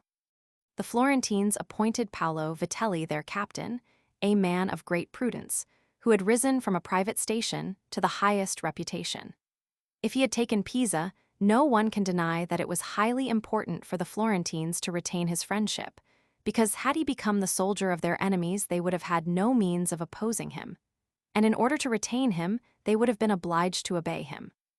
As to the Venetians, if one considers the progress they made, it will be seen that they acted surely and gloriously so long as they made war with their own forces. That it was before they commenced their enterprises on land that they fought courageously with their own gentlemen and armed populace, but when they began to fight on land they abandoned this virtue, and began to follow the Italian custom. And at the commencement of their land conquests, they had not much to fear from their captains, their land possessions not being very large and their reputation being great. But as their possessions increased, as they did under Carmagnola, they had an example of their mistake. Foreseeing that he was very powerful after he had defeated the Duke of Milan, and knowing, on the other hand, that he was not enterprising in warfare, they considered that they would not make any more conquests with him, and they neither would nor could dismiss him, for fear of losing what they had already gained. They were therefore obliged, in order to make sure of him, to have him killed. They then had for captains Bartolomeo de Bergamo, Roberto de San Severino, Count di Pitigliano, and such like, from whom they had to fear loss instead of gain, as happened subsequently at Vela, where in one day they lost what they had laboriously gained in 800 years. For with these forces, only slow and trifling acquisitions are made, but sudden and miraculous losses. And as I have cited these examples from Italy, which has now for many years been governed by mercenary forces, I will now deal more largely with them, so that having seen their origin and progress, they can be better remedied. You must understand that in these latter times, as soon as the empire began to be repudiated in Italy, and the Pope to gain greater reputation in temporal matters, Italy was divided into many states. Many of the principal cities took up arms against their nobles, who, favored by the emperor, had held them in subjection, and the Church encouraged this in order to increase its temporal power. In many other cities, one of the inhabitants became prince. Thus Italy having fallen almost entirely into the hands of the Church and a few republics, and the priests and other citizens not being accustomed to bear arms, they began to hire foreigners as soldiers. The first to bring reputation for this kind of militia was Alberigo de Camo, a native of Romagna. The discipline of this man produced, among others, Braccio and Sforza, who were in their day the arbiters of Italy. After these came all those others who up to the present day have commanded the armies of Italy, and the result of their prowess has been that Italy has been overrun by Charles, preyed on by Louis, tyrannized over by Ferrando, and insulted by the Swiss. The system adopted by them was, in the first place, to increase their own reputation by discrediting the infantry. They did this because, as they had no country and lived on their earnings, a few foot soldiers did not augment their reputation, and they could not maintain a large number, and therefore they restricted themselves almost entirely to cavalry, by which with a smaller number they were well paid and honored. They reduced things to such a state that in an army of 20,000 soldiers there were not 2,000 foot. They had also used every means to spare themselves, and the soldiers any hardship or fear by not killing each other in their encounters, but taking prisoners without a blow. They made no attacks on fortifications by night, and those in the fortifications did not attack the tents at night. They made no stockades on ditches round their camps, and did not take the field in winter. All these things were permitted by their military rules, and adopted, as we have said, to avoid trouble and danger, so that they have reduced Italy to slavery and degradation. Chapter 13. Of auxiliary, mixed and native troops. Auxiliary forces, which are the other kind of useless forces, are when one calls on a potentate to come and aid one with his troops, as was done in recent times by Julius, who, seeing the wretched failure of his mercenary forces in his Ferrara enterprise, had recourse to auxiliaries, and arranged with Ferrando, King of Spain, that he should help him with his armies. These forces may be good in themselves, but they are always dangerous for those who borrow them, for if they lose you are defeated, and if they conquer you remain their prisoner. And although ancient history is full of examples of this, I will not depart from the example of Pope Julius Roman II, which is still fresh. Nothing could be less prudent than the course he adopted, for, wishing to take Ferrara, he put himself entirely into the power of a foreigner. But by good fortune there arose a third cause which prevented him reaping the effects of his bad choice. For when his auxiliaries were beaten at Ravenna, the Swiss rose up and drove back the victors, against all expectation of himself or others, so that he was not taken prisoner by the enemy which had fled, nor by his own auxiliaries, having conquered by other arms than theirs. The Florentines, being totally disarmed, hired 10,000 Frenchmen to attack Pisa, by which measure they ran greater risk than at any period of their struggles. The Emperor of Constantinople, to oppose his neighbors, put 10,000 Turks into Greece, who after the war would not go away again, which was the beginning of the servitude of Greece to the infidels. Anyone, therefore, who wishes not to conquer would do well to use these forces, which are much more dangerous than mercenaries, as with them ruin is complete, for they are all united, and owe obedience to others, whereas with mercenaries, when they have conquered, it requires more time and a good opportunity for them to injure you, as they do not form a single body and have been engaged and paid by you. Therefore, a third party that you have made leader cannot at once acquire enough authority to be able to injure you.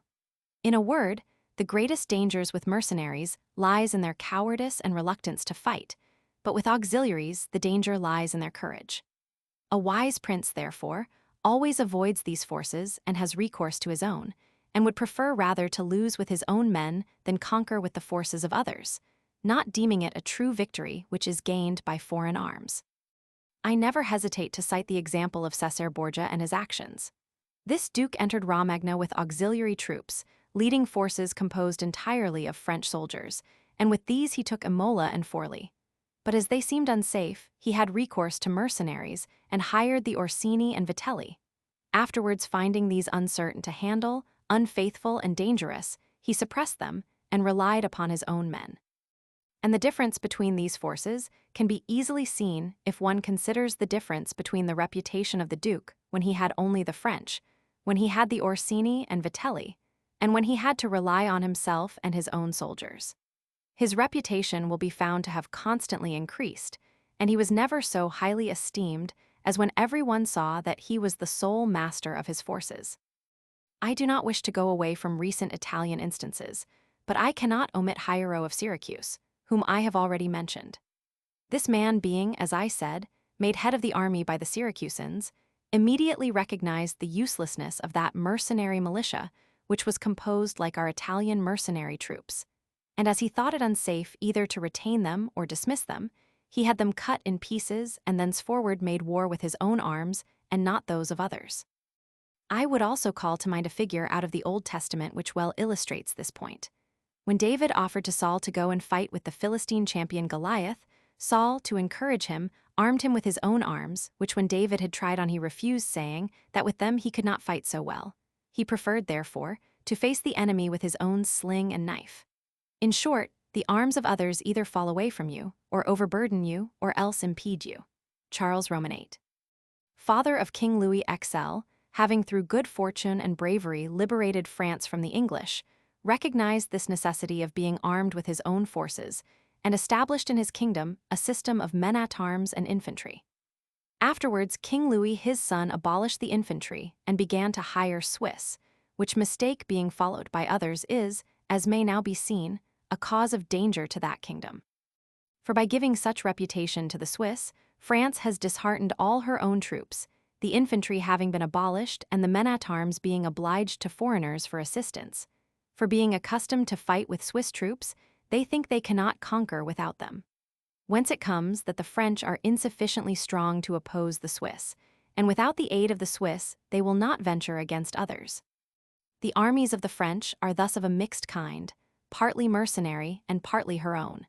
Taken together, they are much better than troops entirely composed of mercenaries or auxiliaries, but much inferior to national forces. Chapter 14. What the duties of a prince are with regard to the militia. A prince should therefore have no other aim or thought, nor take up any other thing for his study, but war and its order and discipline, for that is the only art that is necessary to one who commands, and it is of such virtue that it not only maintains those who are born princes, but often enables men of private fortune to attain to that rank. And one sees, on the other hand, that when princes think more of luxury than of arms, they lose their state. The chief cause which makes anyone lose it is the contempt of this art, and the way to acquire it is to be well versed in the same. Francesco Sforza, through being well armed, became, from a private position, Duke of Milan. His sons, through wishing to avoid the fatigue and hardship of war, from dukes became private persons. For among other evils caused by being disarmed, it renders you contemptible, which is one of those disgraceful things which a prince must guard against, as will be explained later.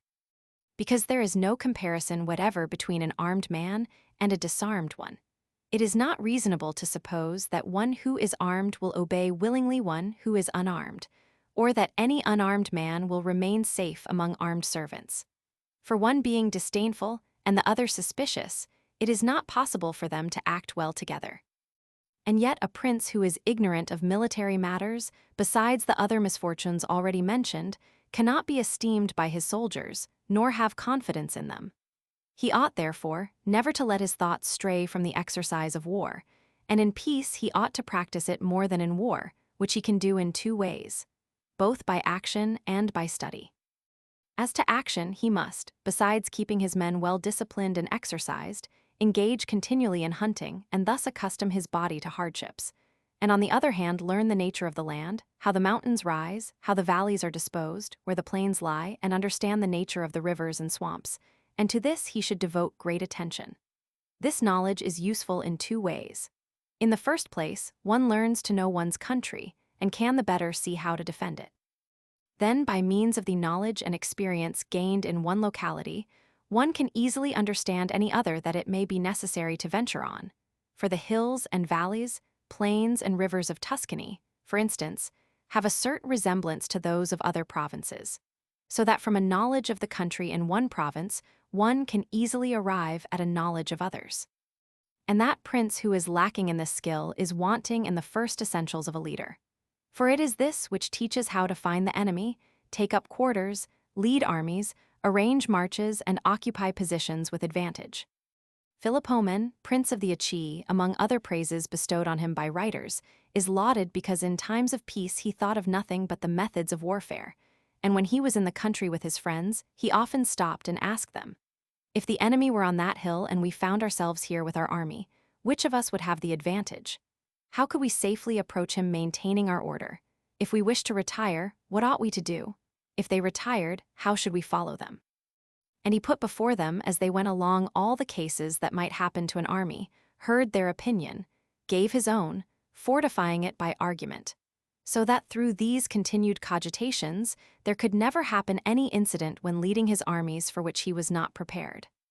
But as to exercise for the mind, the prince ought to read history and study the actions of eminent men, see how they acted in warfare, examine the causes of their victories and losses in order to imitate the former and avoid the latter. And above all, do as some eminent men have done in the past, who have imitated someone, who has been much praised and glorified, and have always kept their deeds and actions before them, as they say Alexander the Great imitated Achilles, Caesar Alexander, and Scipio Cyrus. And whoever reads the life of Cyrus written by Xenophon will perceive in the life of Scipio how gloriously he imitated him, and how in chastity, affability, humanity, and liberality Scipio conformed to those qualities of Cyrus described by Xenophon. A wise prince should follow similar methods and never remain idle in peaceful times, but by industry make such good use of the time as may serve him in adversity, so that when fortune changes she may find him prepared to resist her blows. Chapter 15. Of the things for which men, and especially princes, are praised or blamed. It remains now to be seen what are the methods and rules for a prince as regards his subjects and friends. And as I know that many have written of this, I fear that my writing about it may be deemed presumptuous, differing as I do, especially in this matter, from the opinions of others. But my intention being to write something of use to those who understand it, it appears to me more proper to go to the real truth of the matter than to its imagination. And many have imagined republics and principalities which have never been seen or known to exist in reality. For how we live is so far removed from how we ought to live, that he who abandons what is done for what ought to be done will rather learn to bring about his own ruin than his preservation. A man who wishes to make a profession of goodness in everything must necessarily come to grief among so many who are not good. Therefore, it is necessary for a prince who wishes to maintain himself to learn how not to be good, and to use it and not use it according to the necessity of the case. Leaving on one side, then, those things which concern only an imaginary prince, and speaking of those that are real, I state that all men, when spoken of, and especially princes, who are placed at a greater height, are noted for some of those qualities which bring them either praise or blame. Thus one is considered liberal, another miserly; one a free giver, another rapacious; one cruel, another merciful; one a breaker of his word, another faithful; one effeminate and pusillanimous, another fierce and high-spirited; one humane, another proud; one lascivious, another chaste; one frank, another astute; one hard, another easy; one serious, another frivolous; one religious, another incredulous, and so on. I know that everyone will admit that it would be highly praiseworthy in a prince to possess all the above-named qualities that are reputed good. But as they cannot all be possessed or observed, human conditions not permitting of it, it is necessary that he should be prudent enough to avoid the disgrace of those vices which would lose him the state, and guard himself against those which will not lose it him, if possible, but if not able to, he can indulge them with less scruple. And yet he must not mind incurring the disgrace of those vices, without which it would be difficult to save the state. For if one considers well, it will be found that some things which seem virtues would, if followed, lead to one's ruin, and some others which appear vices result, if followed, in one's greater security and well-being. Chapter 16. Of Liberality and Niggardliness. Beginning now with the first qualities above named, I say that it would be well to be considered liberal. Nevertheless, liberality used in such a way that you are not feared will injure you, because if used virtuously and in the proper way, it will not be known, and you will not incur the disgrace of the contrary vice. But one who wishes to obtain the reputation of liberality among men must not omit every kind of sumptuous display, and to such an extent that a prince of this character will consume by such means all his resources, and will be at last compelled, if he wishes to maintain his name for liberality, to impose heavy charges on his people, become an extortioner, and do everything possible to obtain money. This will make his subjects begin to hate him, and he will be little esteemed being poor, so that having by this liberality injured many and benefited but few, he will feel the first little disturbance and be endangered by every accident. If he recognizes this and wishes to change his system, he incurs at once the charge of niggardliness. A prince, therefore, not being able to exercise this virtue of liberality without risk if it is known, must not, if he is prudent, object to be called miserly. In course of time he will be thought more liberal, when it is seen that by his parsimony his revenue is sufficient, that he can defend himself against those who make war on him, and undertake enterprises without burdening his people, so that he is really liberal to all those from whom he does not take, who are infinite in number, and niggardly to all to whom he does not give, who are few. In our times we have seen nothing great done, except by those who have been esteemed niggardly. The others have all been ruined. Pope Julius Roman II, although he had made use of a reputation for liberality in order to attain the papacy, did not seek to retain it afterwards, so that he might be able to make war on the King of France, and he earned on so many wars without imposing an extraordinary tax, because his extra expenses were covered by the parsimony he had so long practiced. The present King of Spain, if he had been thought liberal, would not have engaged in and won so many enterprises. For these reasons, a prince must care little for the reputation of being a miser, if he wishes to avoid robbing his subjects, if he wishes to be able to defend himself, to not become poor and contemptible, and not to be forced to become rapacious. This vice of niggardliness is one of those vices which enable him to reign. If it is said that Caesar attained the empire through liberality, and that many others have reached the highest positions through being liberal or being thought so, I would reply that you are either a prince already or else on the way to become one. In the first case, this liberality is harmful.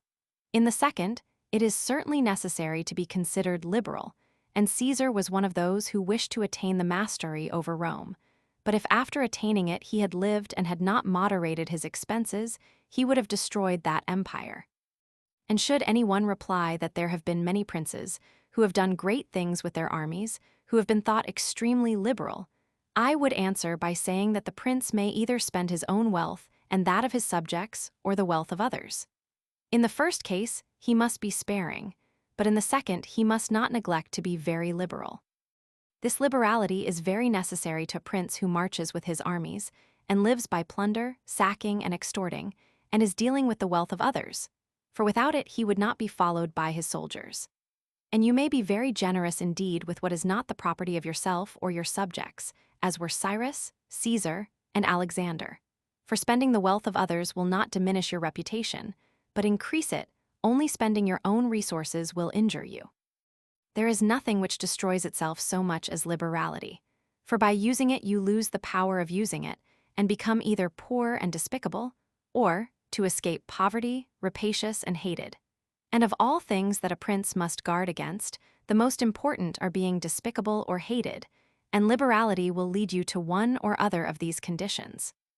It is, therefore, wiser to have the name of a miser, which produces disgrace without hatred, than to incur of necessity the name of being rapacious, which produces both disgrace and hatred. Chapter 17.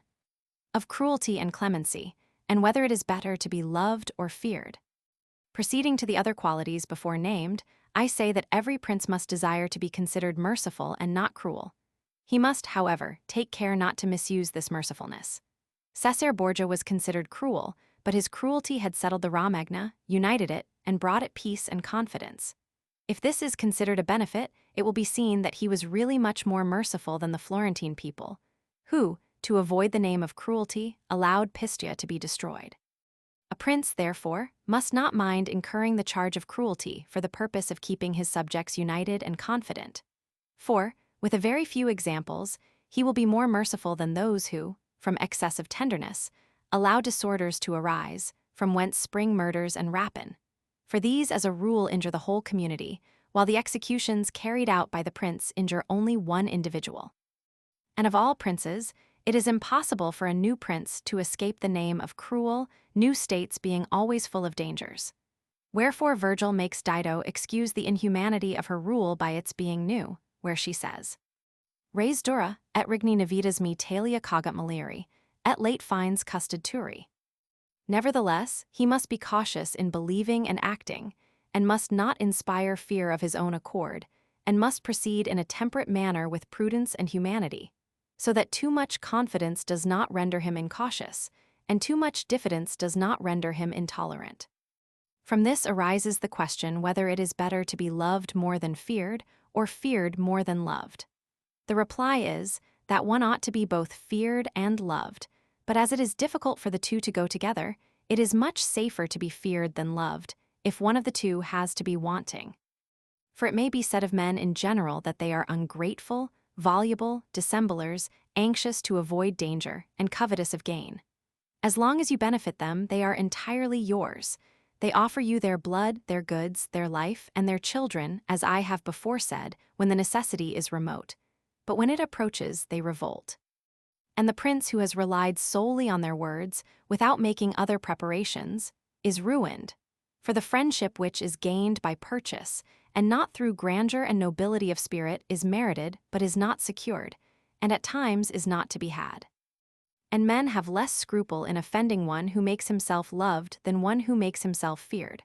For love is held by a chain of obligation which, men being selfish, is broken whenever it serves their purpose, but fear is maintained by a dread of punishment which never fails. Still, a prince should make himself feared in such a way that if he does not gain love, he at any rate avoids hatred. For fear and the absence of hatred may well go together, and will be always attained by one who abstains from interfering with the property of his citizens and subjects, or with their women. And when he is obliged to take the life of anyone, to do so when there is a proper justification and manifest reason for it. But above all, he must abstain from taking the property of others, for men forget more easily the death of their father than the loss of their patrimony. Then also pretexts for seizing property are never wanting, and one who begins to live by rapine will always find some reason for taking the goods of others, whereas causes for taking life are rarer and more quickly destroyed. But when the prince is with his army and has a large number of soldiers under his control, then it is extremely necessary that he should not mind being thought cruel, for without this reputation he could not keep an army united or disposed to any duty. Among the noteworthy actions of Hannibal is numbered this, that although he had an enormous army, composed of men of all nations and fighting in foreign countries, there never arose any dissension either among them or against the prince, either in good fortune or in bad. This could not be due to anything but his inhuman cruelty, which together with his infinite other virtues, made him always venerated and terrible in the sight of his soldiers, and without it, his other virtues would not have sufficed to produce that effect. Thoughtless writers admire on the one hand his actions, and on the other blame the principal cause of them.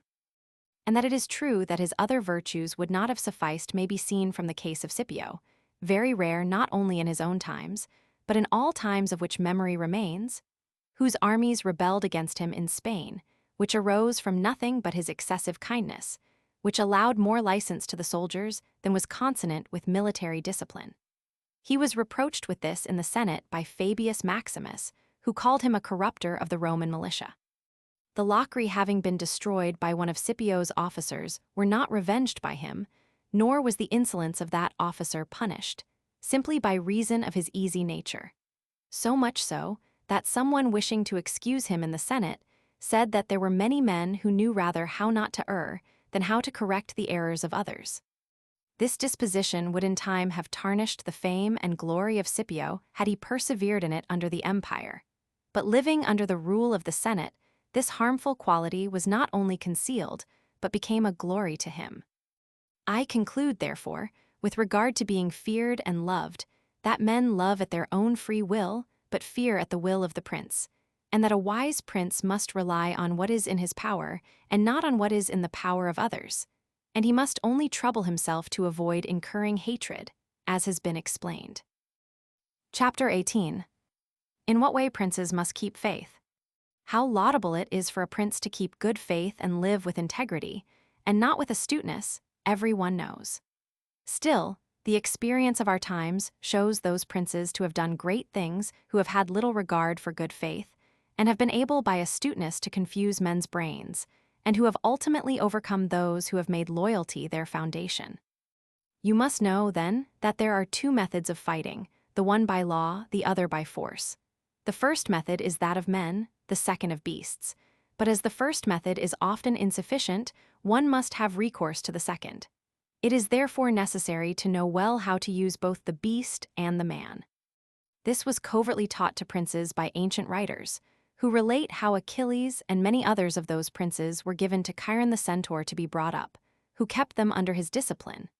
This system of having for teacher one who was half beast and half man is meant to indicate that a prince must know how to use both natures, and that the one without the other is not durable. A prince being thus obliged to know well how to act as a beast must imitate the fox and the lion, for the lion cannot protect himself from snares, and the fox cannot defend himself from wolves. One must therefore be a fox to recognize snares, and a lion to frighten wolves. Those that wish to be only lions do not understand this. Therefore, a prudent ruler ought not to keep faith when by so doing it would be against his interest, and when the reasons which made him bind himself no longer exist.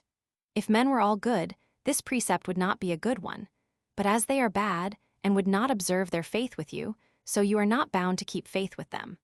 Nor are legitimate grounds ever wanting to a prince to give color to the non-fulfillment of his promise.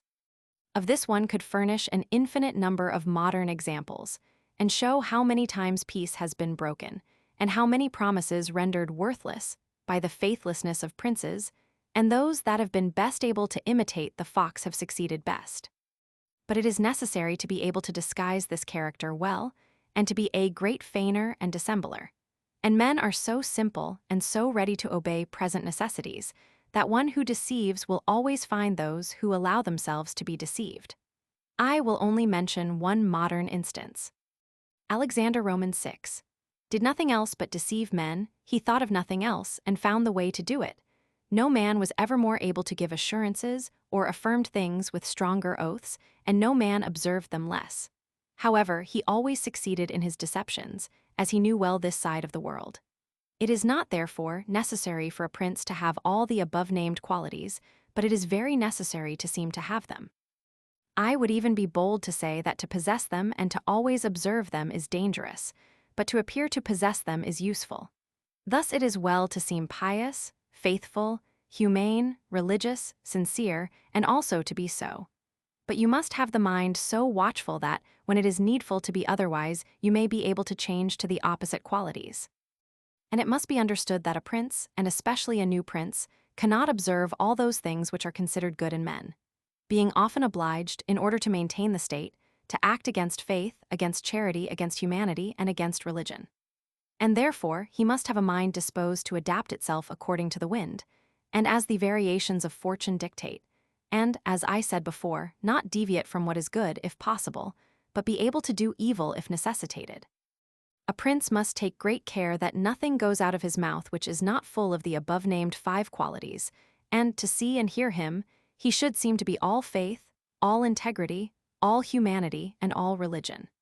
And nothing is more necessary than to seem to have this last quality, for men in general judge more by the eyes than by the hands, for everyone can see, but very few have to feel. Everybody sees what you appear to be, few feel what you are, and those few will not dare to oppose themselves to the many, who have the majesty of the state to defend them.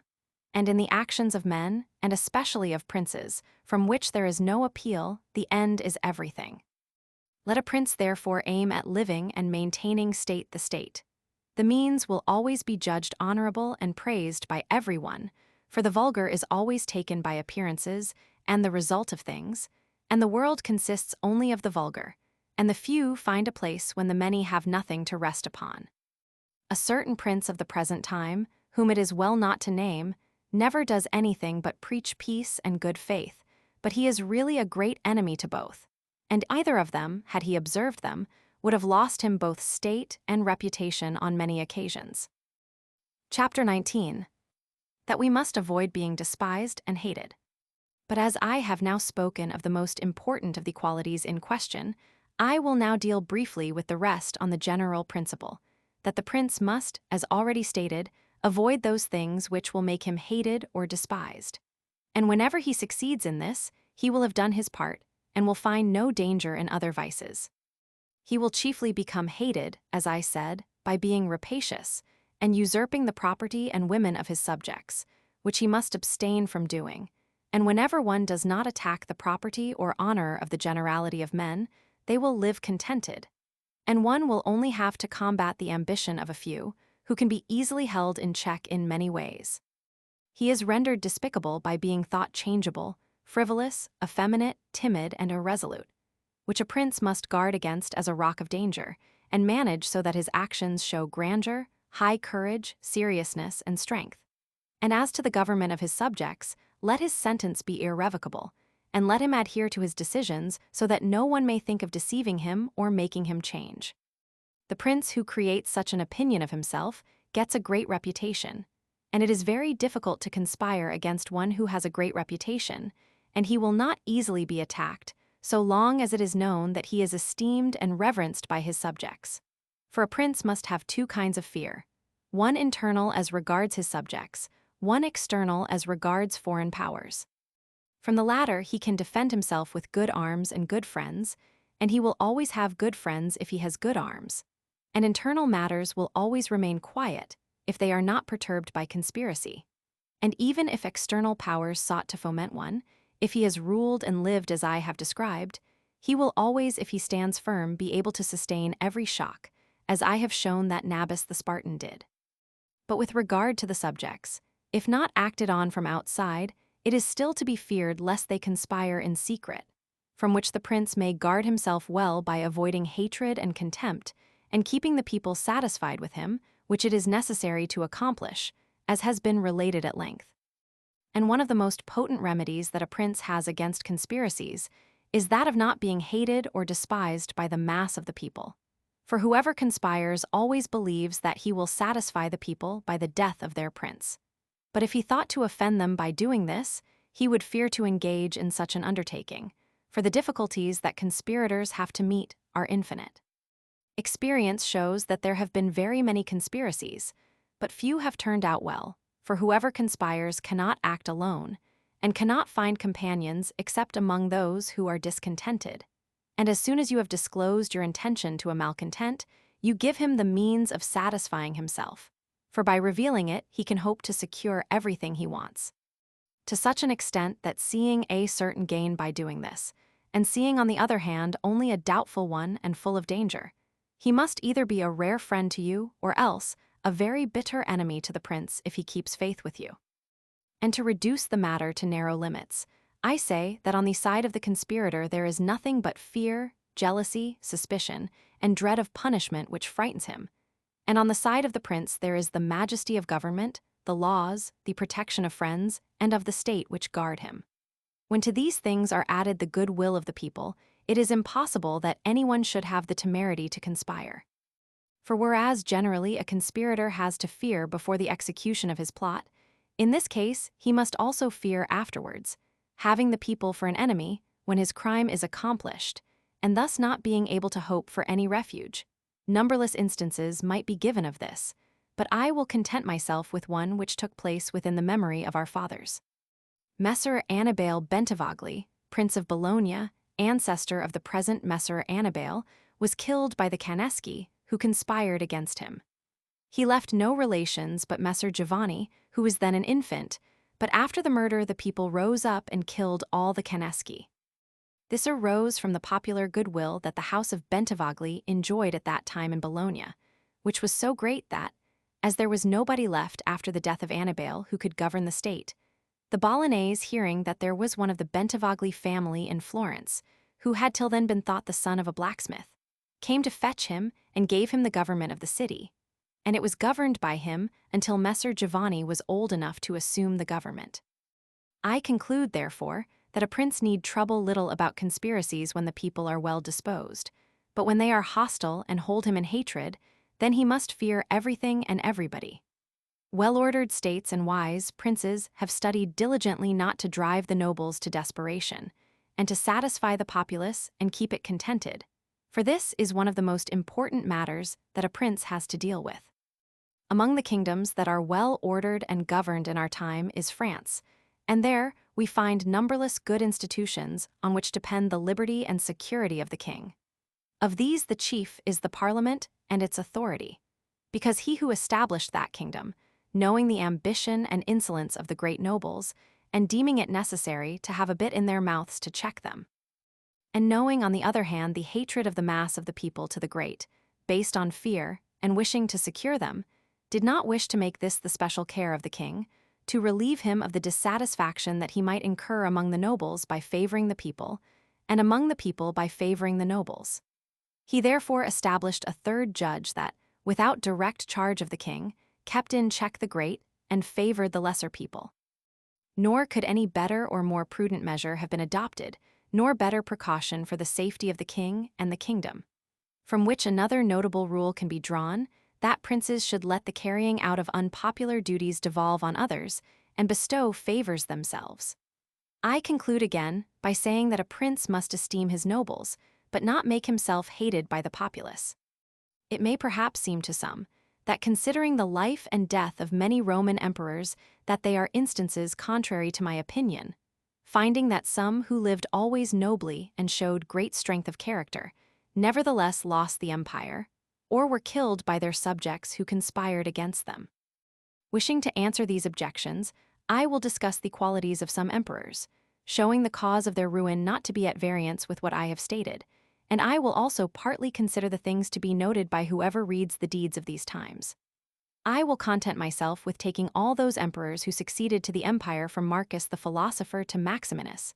These were Marcus, Commodus his son, Pertinax, Heliogabalus, Alexander, and Maximinus.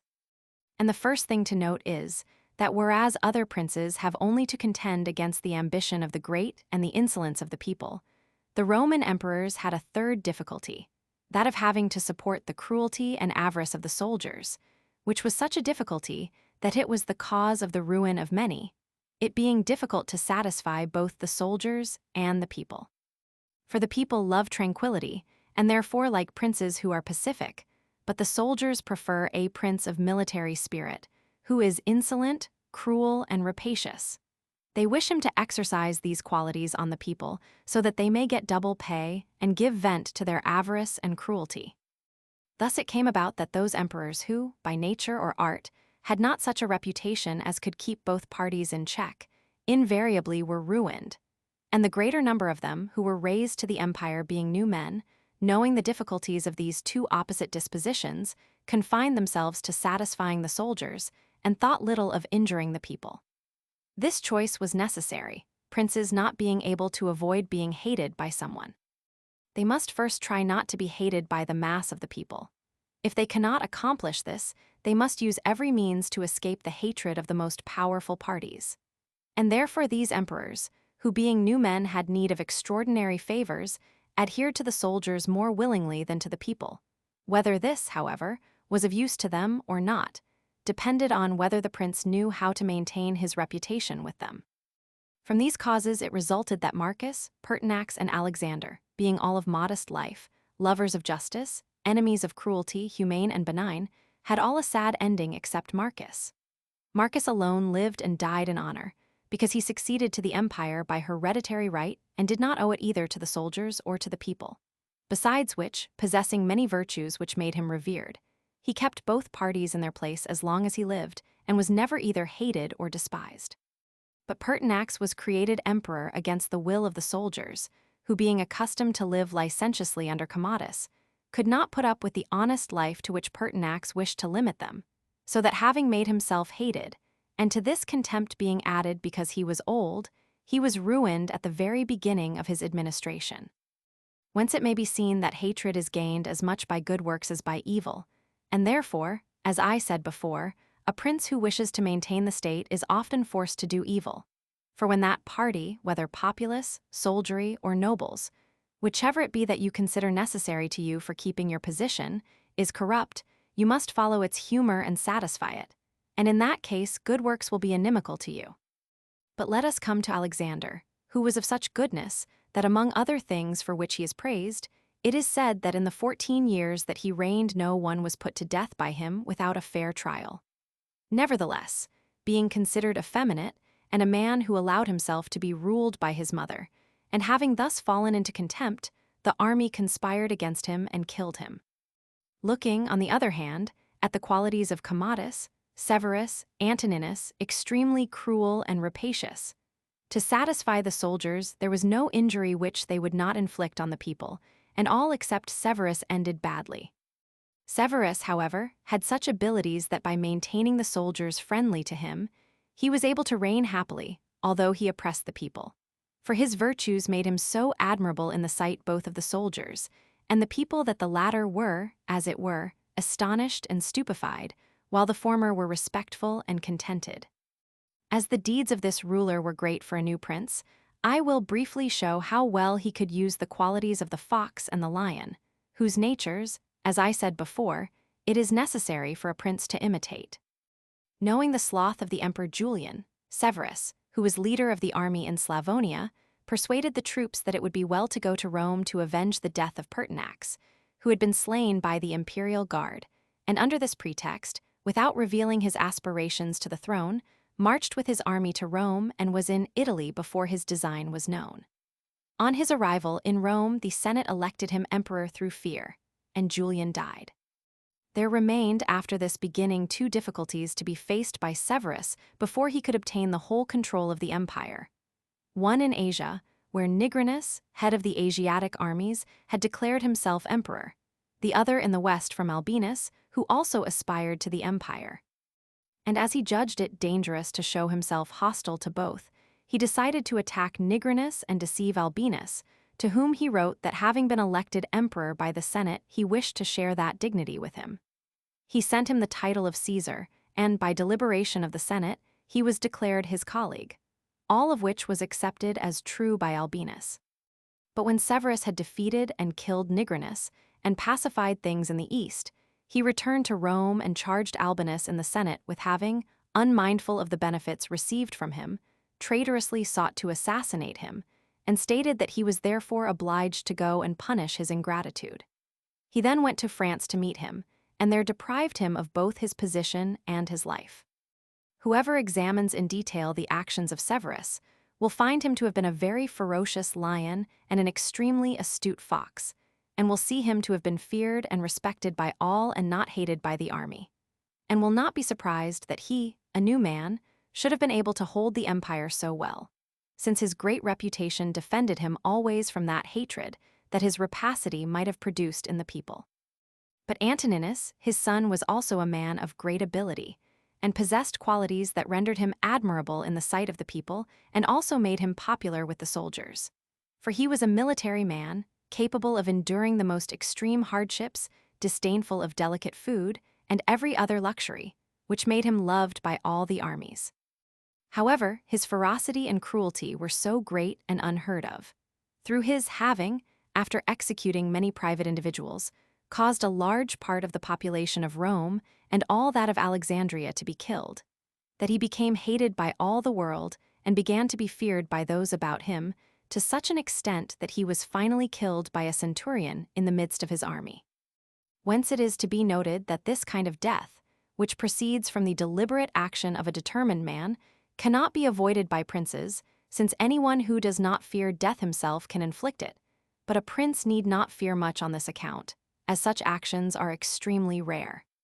He must only guard against committing any grave injury to anyone he makes use of, or has about him for his service, like Antoninus had done, having caused the death with contumely of the brother of that centurion, and also threatened him every day, although he still retained him in his bodyguard, which was a foolish and dangerous thing to do, as the fact proved.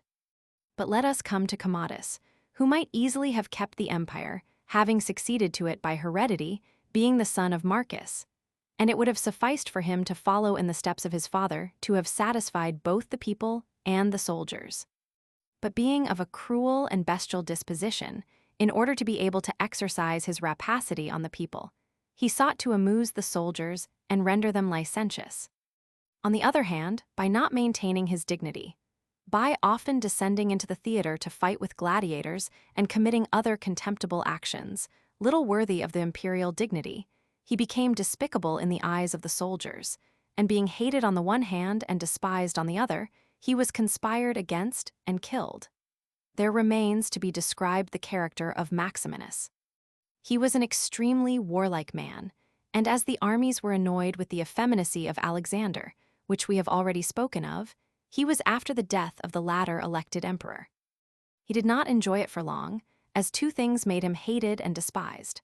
The one his base origin, as he had been a shepherd in Thrace, which was generally known and caused great disdain on all sides. The other, because he had at the commencement of his rule deferred going to Rome to take possession of the imperial seat, and had obtained a reputation for great cruelty, having through his prefects in Rome and other parts of the empire committed many acts of cruelty. The whole world being thus moved by indignation for the baseness of his blood, and also by the hatred caused by fear of his ferocity, he was conspired against first by Africa and afterwards by the Senate and all the people of Rome and Italy. His own army also joined them, for besieging Aquileia and finding it difficult to take, they became enraged at his cruelty, and seeing that he had so many enemies, they feared him less and put him to death. I will not speak of Heliogabalus, of Macrinus or Julian, who being entirely contemptible were immediately suppressed, but I will come to the conclusion of this discourse, by saying that the princes of our time have less difficulty than these of being obliged to satisfy in an extraordinary degree their soldiers in their states. For although they must have a certain consideration for them, yet it is soon settled, for none of these princes have armies that are inextricably bound up with the administration of the government and the rule of their provinces as were the armies of the Roman Empire. And therefore, if it was then necessary to satisfy the soldiers rather than the people, it was because the soldiers could do more than the people. Now it is more necessary to all princes, except the Turk and the Soldan, to satisfy the people than the soldiers, for the people can do more than the soldiers. I accept the Turk, because he always keeps about him 12,000 infantry and 15,000 cavalry, on which depend the security and strength of his kingdom, and it is necessary for him to postpone every other consideration of the people to keep them friendly.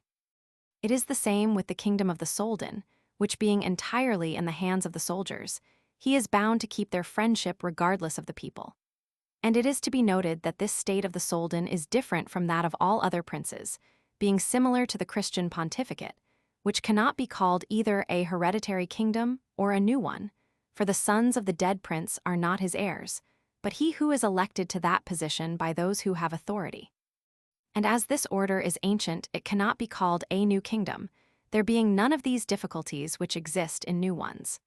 As although the prince is new, the rules of that state are old and arranged to receive him as if he were their hereditary lord. But returning to our matter, I say that whoever studies the preceding argument will see that either hatred or contempt were the causes of the ruin of the emperors named, and will also observe how it came about that, some of them acting in one way and some in another. In both ways there were some who had a fortunate and others an unfortunate ending. As Pertinax and Alexander were both new rulers, it was useless and injurious for them to try and imitate Marcus, who was a hereditary prince. And similarly with Caracalla, Commodus, and Maximinus, it was pernicious for them to imitate Severus, as they had not sufficient ability to follow in his footsteps. Thus a new prince cannot imitate the actions of Marcus in his dominions, nor is it necessary for him to imitate those of Severus. But he must take from Severus those portions that are necessary to found his state, and from Marcus those that are useful and glorious for conserving a state that is already established and secure. Chapter 20. Whether fortresses and other things which princes often make are useful or injurious. Some princes, in order to securely hold their possessions, have disarmed their subjects. Some others have kept their subject lands divided into parts. Others have fomented enmities against themselves. Others have endeavored to win over those whom they suspected at the commencement of their rule. Some have constructed fortresses, others have ruined and destroyed them. And although one cannot pronounce a definite judgment as to these things without going into the particulars of the state to which such a deliberation is to be applied, still I will speak in such a broad way as the matter will permit of. A new prince has never been known to disarm his subjects. On the contrary, when he has found them disarmed, he has always armed them. For by arming them, these arms become your own, those that you suspected become faithful, and those that were faithful remain so, and from being merely subjects become your partisans. And since all the subjects cannot be armed, when you benefit those that you arm, you can deal more safely with the others. And this different treatment that they notice renders your men more obliged to you. The others will excuse you, judging that those have necessarily greater merit who have greater danger and heavier duties. But when you disarm them, you commence to offend them and show that you distrust them either through cowardice or lack of confidence, and both of these opinions generate hatred against you. And as you cannot remain unarmed, you are obliged to resort to a mercenary militia, of which we have already stated the value, and even if it were good, it cannot be sufficient in number to defend you against powerful enemies and suspected subjects. But, as I have said, a new prince in a new dominion always has his subjects armed. History is full of such examples. But when a prince acquires a new state as an addition to his old one, then it is necessary to disarm that state, except those who in acquiring it have sided with you. And even these one must, when time and opportunity serve, render weak and effeminate, and arrange things so that all the arms of the new state are in the hands of your own soldiers who in your old state live near you. Our forefathers and those who were esteemed wise used to say that it was necessary to hold Pistia by means of Factius and Pisa with fortresses. And for this purpose, they fomented differences among their subjects in some town in order to possess it more easily.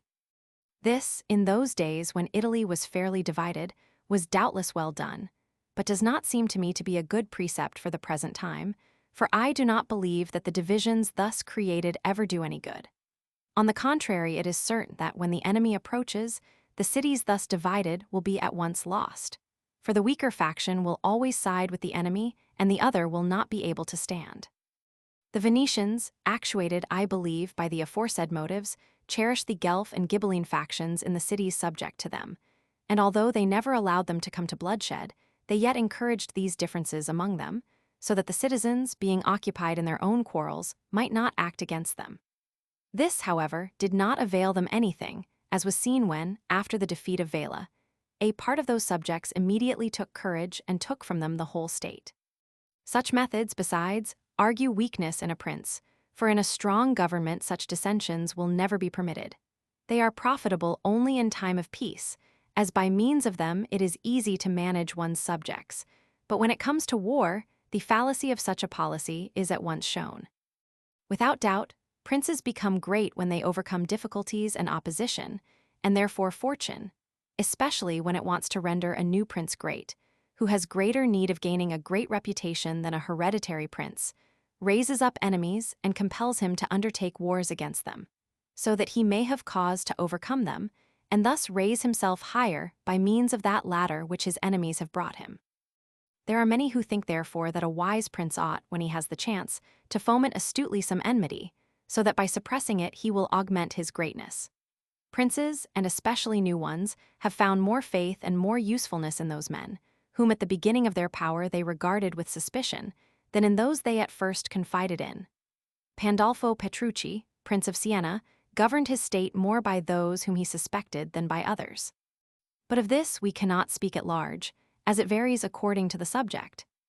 I will merely say that these men who at the beginning of a new government were enemies, if they are of a kind to need support to maintain their position, can be very easily gained by the prince, and they are the more compelled to serve him faithfully, as they know they must by their deeds cancel the bad opinion previously held of them. And thus the prince will always derive greater help from them than from those who, serving him with greater security, neglect his interest. And as the matter requires it, I will not omit to remind a prince who has newly taken a state, with the secret help of its inhabitants, that he must consider well the motives that have induced those who have favored him to do so, and if it is not natural affection for him, but only because they were not contented with the state as it was, he will have great trouble and difficulty in maintaining their friendship, because it will be impossible for him to content them. And on well examining the cause of this in the examples drawn from ancient and modern times, it will be seen that it is much easier to gain the friendship of those men who were contented with the previous condition and were therefore at first enemies, than that of those who, not being contented, became his friends and helped him to occupy it. It has been the custom of princes, in order to be able to hold securely their state, to erect fortresses as a bridle and bit to those who have designs against them, and in order to have a secure refuge against a sudden assault. I approve this method, because it was anciently used. Nevertheless, Messer Niccolò Vitelli has been seen in our own time to destroy 2 fortresses in Città di Castello in order to keep that state. Guigibaldo, Duke of Urbino, on returning to his dominions from which he had been driven by Cesare Borgia, razed to their foundations all the fortresses of that province, and considered that without them it would be more difficult for him to lose again the state. The Bentivogli, in returning to Bologna, used similar measures. Therefore fortresses may or may not be useful according to the times. If they do good in one way, they do harm in another. The question may be discussed thus.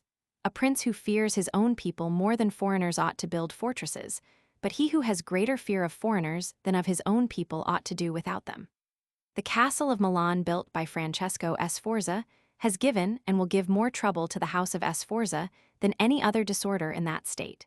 Therefore the best fortress is to be found in the love of the people, for although you may have fortresses, they will not save you if you are hated by the people.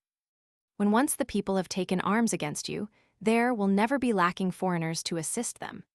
In our times, we do not see that they have profited any ruler, except the Countess of Forli on the death of her consort Count Girolamo, for she was thus enabled to escape the popular rising and await help from Milan and recover the state, the circumstances being then such that no foreigner could assist the people.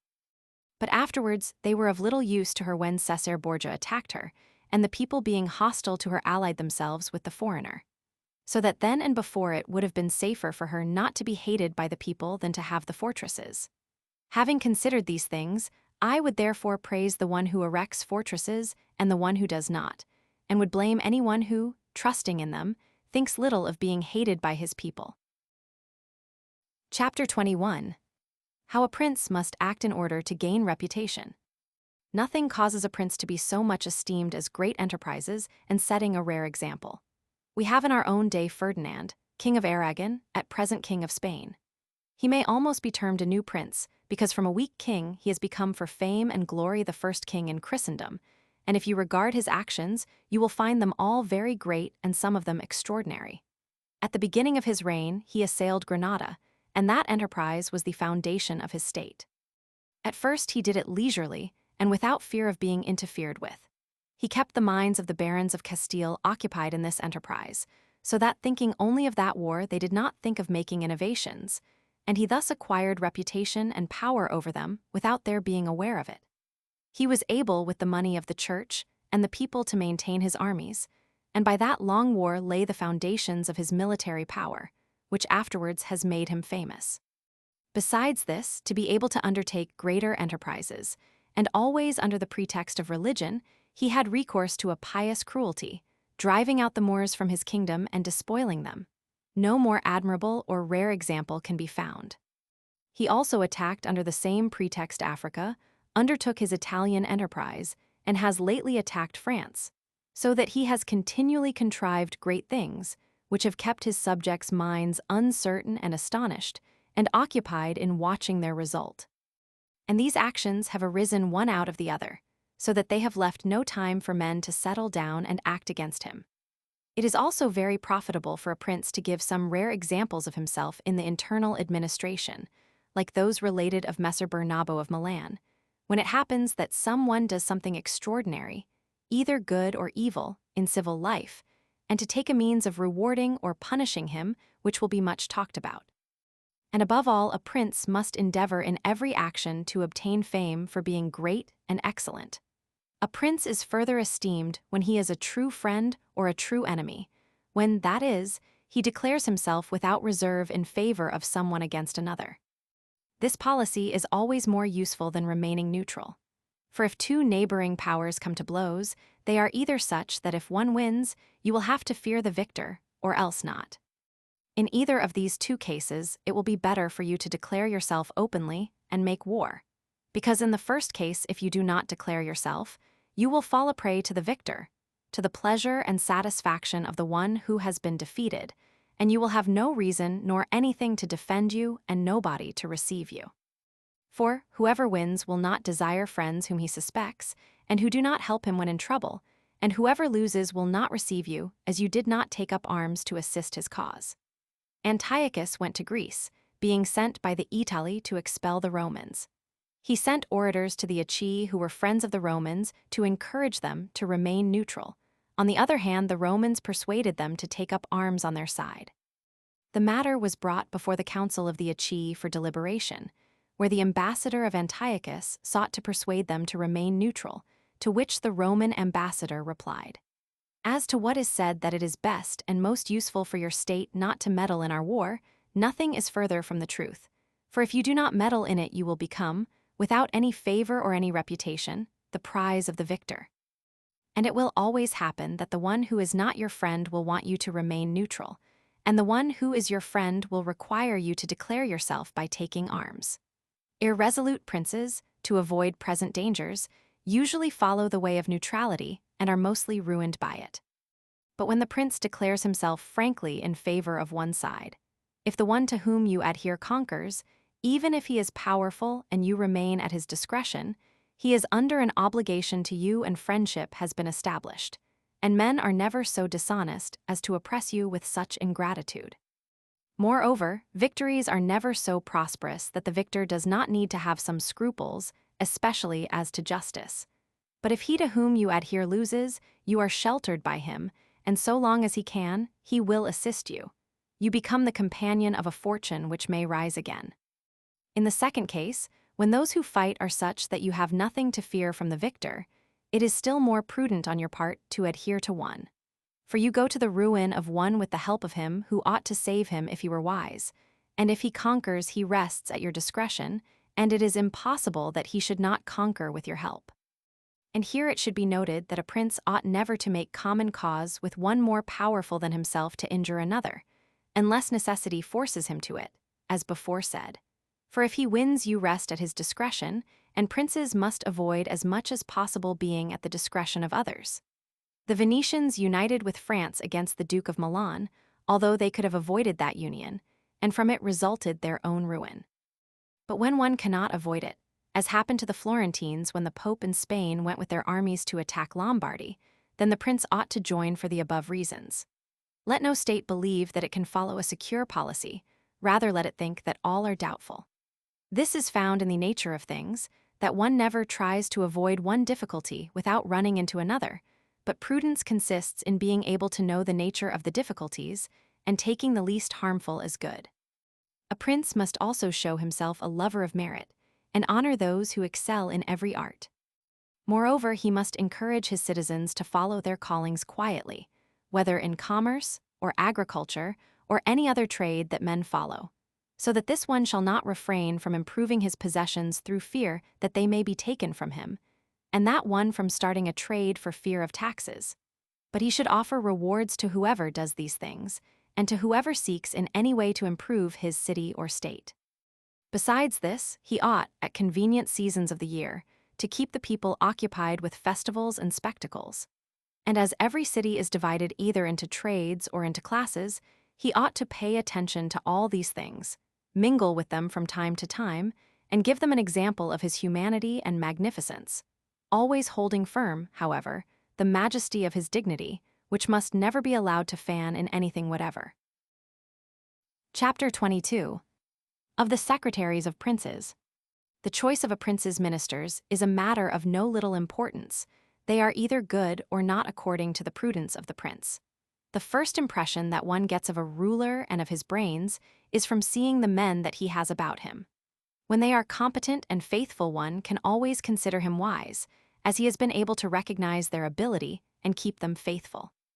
But when they are the reverse, one can always form an unfavorable opinion of him, because the first mistake that he makes is in making this choice.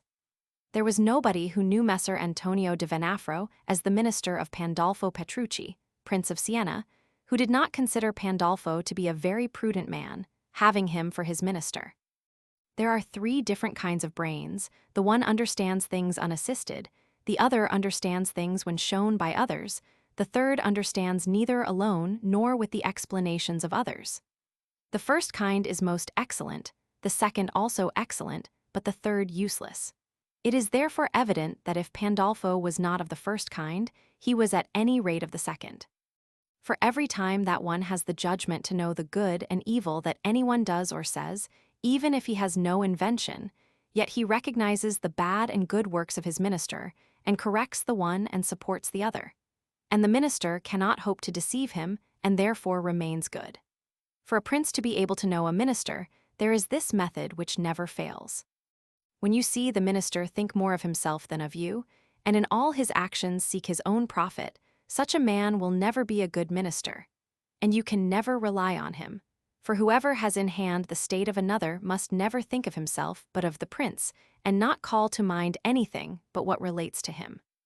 And on the other hand, the prince, in order to retain his fidelity, ought to think of his minister, honoring and enriching him, doing him kindnesses, and conferring on him honors and giving him responsible tasks, so that the great honors and riches bestowed on him cause him not to desire other honors and riches, and the tasks he has to fulfill make him fearful of changes, knowing that he could not execute them without the prince. When princes and their ministers stand in this relation to each other, they can rely the one upon the other. When it is otherwise, the end is always injurious either for one or the other of them. Chapter 23. How flatterers must be shunned. I must not omit an important subject, and a mistake which princes can with difficulty avoid, if they are not very prudent, or if they do not make a good choice. And this is with regard to flatterers, of which courts are full, because men take such pleasure in their own things and deceive themselves about them that they can with difficulty guard against this plague. And by wishing to guard against it, they run the risk of becoming contemptible. Because there is no other way of guarding one's self against flattery than by letting men understand that they will not offend you by speaking the truth. But when everyone can tell you the truth, you lose their respect. A prudent prince must therefore take a third course, by choosing in his state wise men, and giving these alone full liberty to speak the truth to him, but only of those things that he asks and of nothing else.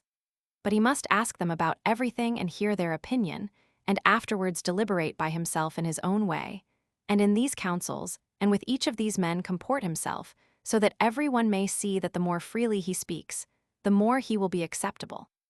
Outside these he should listen to no one, go about the matter deliberately, and be determined in his decisions.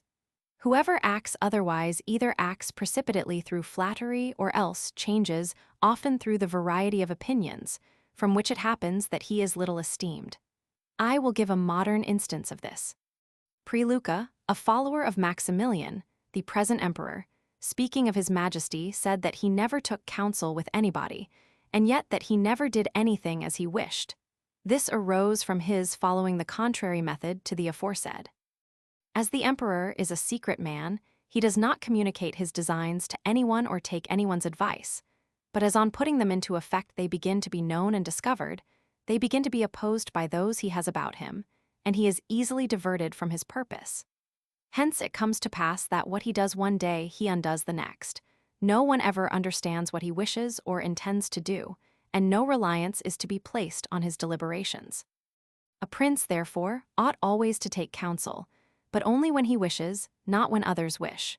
On the contrary, he ought to discourage absolutely attempts to advise him unless he asks it, but he ought to be a great asker, and a patient hearer of the truth about those things which he has inquired of. Indeed, if he finds that anyone has scruples in telling him the truth, he should be angry. And since some think that a prince who gains the reputation of being prudent is so considered, not by his nature, but by the good counselors he has about him, they are undoubtedly deceived.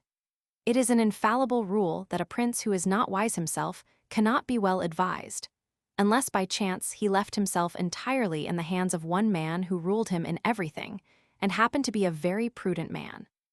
In this case he may doubtless be well governed, but it would not last long, for that governor would in a short time deprive him of the state. But by taking counsel with many, a prince who is not wise will never have united counsels and will not be able to unite them for himself. The counselors will all think of their own interests, and he will be unable either to correct or to understand them. And it cannot be otherwise, for men will always be false to you unless they are compelled by necessity to be true. Therefore, it must be concluded that wise counsels, from whoever they come, must necessarily be due to the prudence of the prince, and not the prudence of the prince to the good counsels received. Chapter 24. Why the princes of Italy have lost their states. The before-mentioned things, if prudently observed, make a new prince seem ancient, and render him at once more secure and firmer in the state than if he had been established there of old. For a new prince is much more observed in his actions than a hereditary one, and when these are recognized as virtuous, he gains men more and they are more bound to him than if he were of the ancient blood. For men are much more taken by present than by past things, and when they find themselves well off in the present, they enjoy it and seek nothing more. On the contrary, they will do all they can to defend him, so long as the prince is not in other things wanting to himself. And thus he will have the double glory of having founded a new realm and adorned it, and fortified it with good laws, good arms, good friends, and good examples, as he will have double shame who is born a prince and through want of prudence has lost it. And if one considers those rulers who have lost their position in Italy in our days, such as the King of Naples, the Duke of Milan, and others, one will find in them first a common defect as to their arms, for the reasons discussed at length. Then we observe that some of them either had the people hostile to them, or that if the people were friendly, they were not able to make sure of the nobility.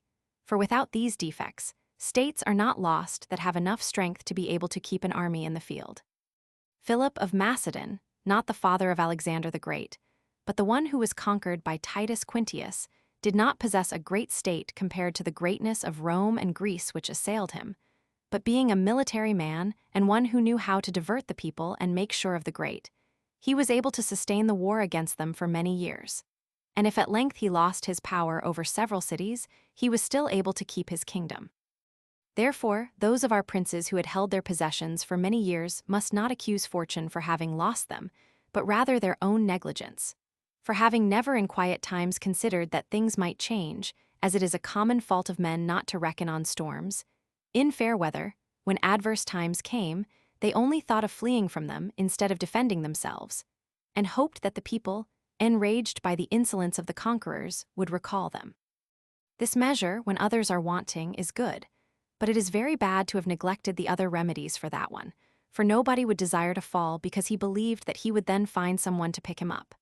This may or may not take place, and if it does, it is not with safety to you, as that defense is known to be cowardly and not to be depended on, and only those defenses are good, certain, and durable, which depend only on yourself and your own ability. Chapter 25. How much fortune can do in human affairs, and how it may be opposed. It is not unknown to me how many have been and are of opinion that worldly events are so governed by fortune and by God, that men cannot by their prudence change them, and that on the contrary there is no remedy whatever. And for this they may judge it to be useless to toil much about them, but let things be ruled by chance. This opinion has been more believed in our day, from the great changes that have been seen, and are daily seen, beyond every human conjecture. When I think about them at times, I am partly inclined to share this opinion. Nevertheless, that our free will may not be altogether extinguished, I think it may be true that fortune is the ruler of half our actions, but that she allows the other half or a little less to be governed by us. I would compare her to an impetuous river that, when turbulent, inundates the plains, ruins trees and buildings, removes earth from the side and places it on the other. Every one flies before it, and everything yields to its fury without being able to oppose it. And yet though it is of such a kind, still when it is quiet, men can make provision against it by dams and banks, so that when it rises it will either go into a canal, or its rush will not be so wild and dangerous. It happens similarly with fortune, which shows her power where no measures have been taken to resist her, and turns her fury where she knows that no dams or barriers have been made to hold her. And if you regard Italy, which has been the seat of these changes, and who has given the impulse to them, you will see her to be a country without dams or barriers of any kind. If she had been protected by proper measures, like Germany, Spain, and France, this inundation would not have caused the great changes that it has, or would not have happened at all. This must suffice as regards opposition to fortune in general. But limiting myself more to particular cases, I would point out how one sees a certain prince today fortunate and tomorrow ruined, without seeing that he has changed in character or otherwise. I believe this arises in the first place from the causes that we have already discussed at length. That is to say, because the prince who bases himself entirely on fortune is ruined when fortune varies. I also believe that he is happy whose mode of proceeding accords with the needs of the times, and similarly, he is unfortunate whose mode of proceeding is opposed to the times. For one sees that men in those things which lead them to the aim that each one has in view, namely, glory and riches, proceed in various ways. One with circumspection, another with impetuosity, one by violence, another by cunning, one with patience, another with the reverse. And each by these diverse ways may arrive at his aim. One sees also two cautious men, one of whom succeeds in his designs and the other not, and in the same way two men succeed equally by different methods, one being cautious, the other impetuous, which arises only from the nature of the times, which does or does not conform to their method of proceeding. From this results, as I have said, that two men acting differently attain the same effect, and of two others acting in the same way, one arrives at his good and not the other. From this depend also the changes in fortune, for if it happens that time and circumstances are favorable to one who acts with caution and prudence, he will be successful. But if time and circumstances change, he will be ruined, because he does not change his mode of proceeding. No man is found able to adapt himself to this, either because he cannot deviate from that to which his nature disposes him, or else because having always prospered by walking in one path, he cannot persuade himself that it is well to leave it. And therefore the cautious man, when it is time to act suddenly, does not know how to do so and is consequently ruined. For if one could change one's nature with time and circumstances, fortune would never change. Pope Julius Roman II acted impetuously in everything he did, and found the times and conditions so in conformity with that mode of proceeding, that he always obtained a good result. Consider the first war that he made against Bologna, while Messer Giovanni Bentivogli was still living. The Venetians were not pleased with it. The King of Spain and likewise France had objections to this enterprise, notwithstanding which with his fierce and impetuous disposition he engaged personally in the expedition. This move caused both Spain and the Venetians to halt and hesitate, the latter through fear, the former through the desire to regain the entire kingdom of Naples.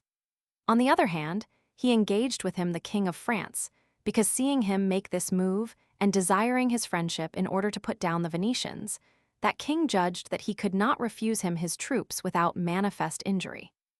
Thus Julius, by his impetuous move, achieved what no other pontiff with the utmost human prudence would have succeeded in doing, because, if he had waited till all arrangements had been made and everything settled before leaving Rome, as any other pontiff would have done, it would never have taken place.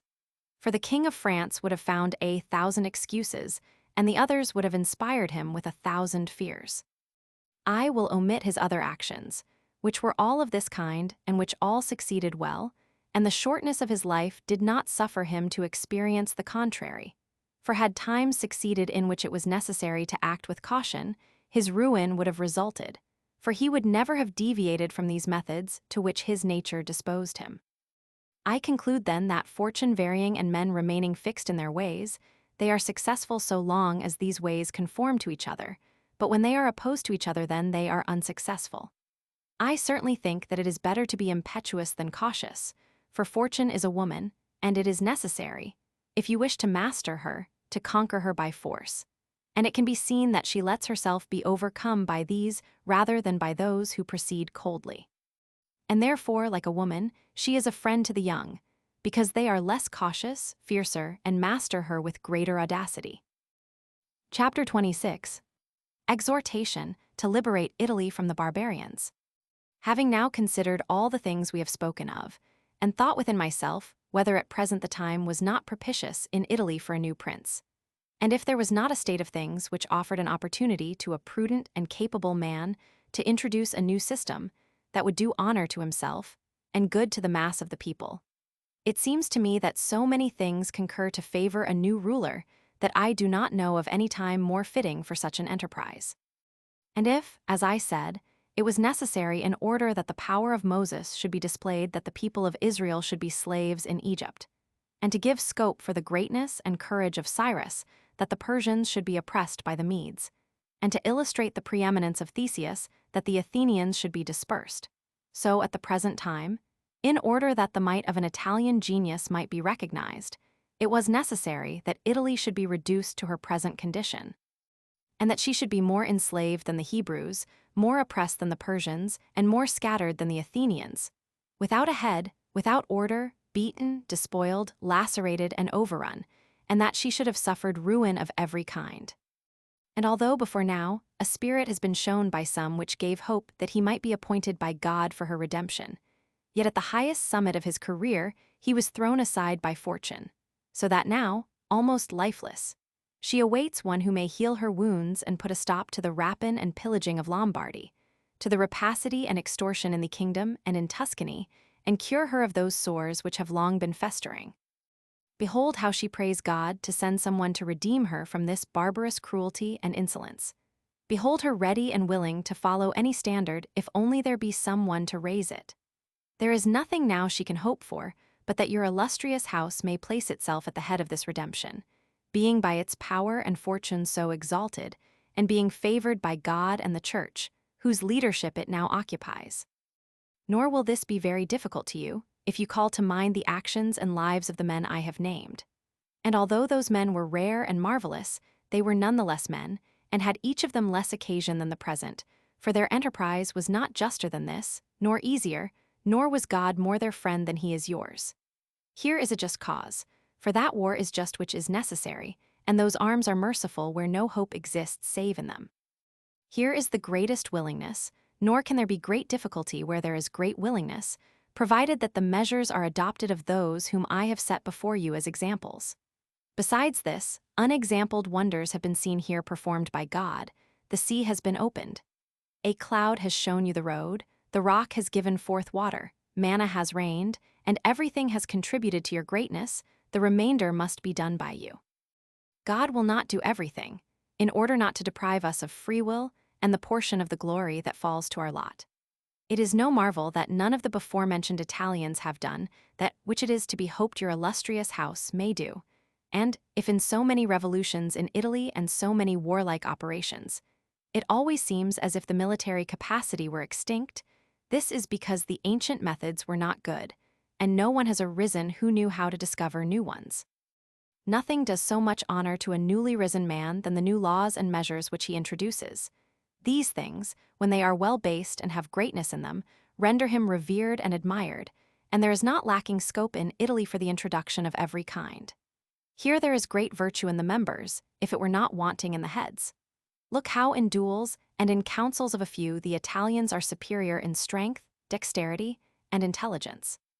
But when it comes to armies, they make a poor show, which proceeds entirely from the weakness of the leaders, for those that know are not obedient, and every one thinks that he knows, there being hitherto nobody who has raised himself so high both by valor and fortune as to make the others yield.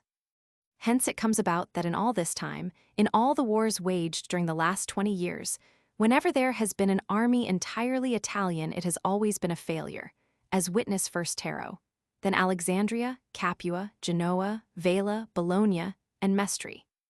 If your illustrious house, therefore, wishes to follow those great men who redeemed their countries, it is before all things necessary, as the true foundation of every undertaking, to provide yourself with your own forces, for you cannot have more faithful, or truer and better soldiers.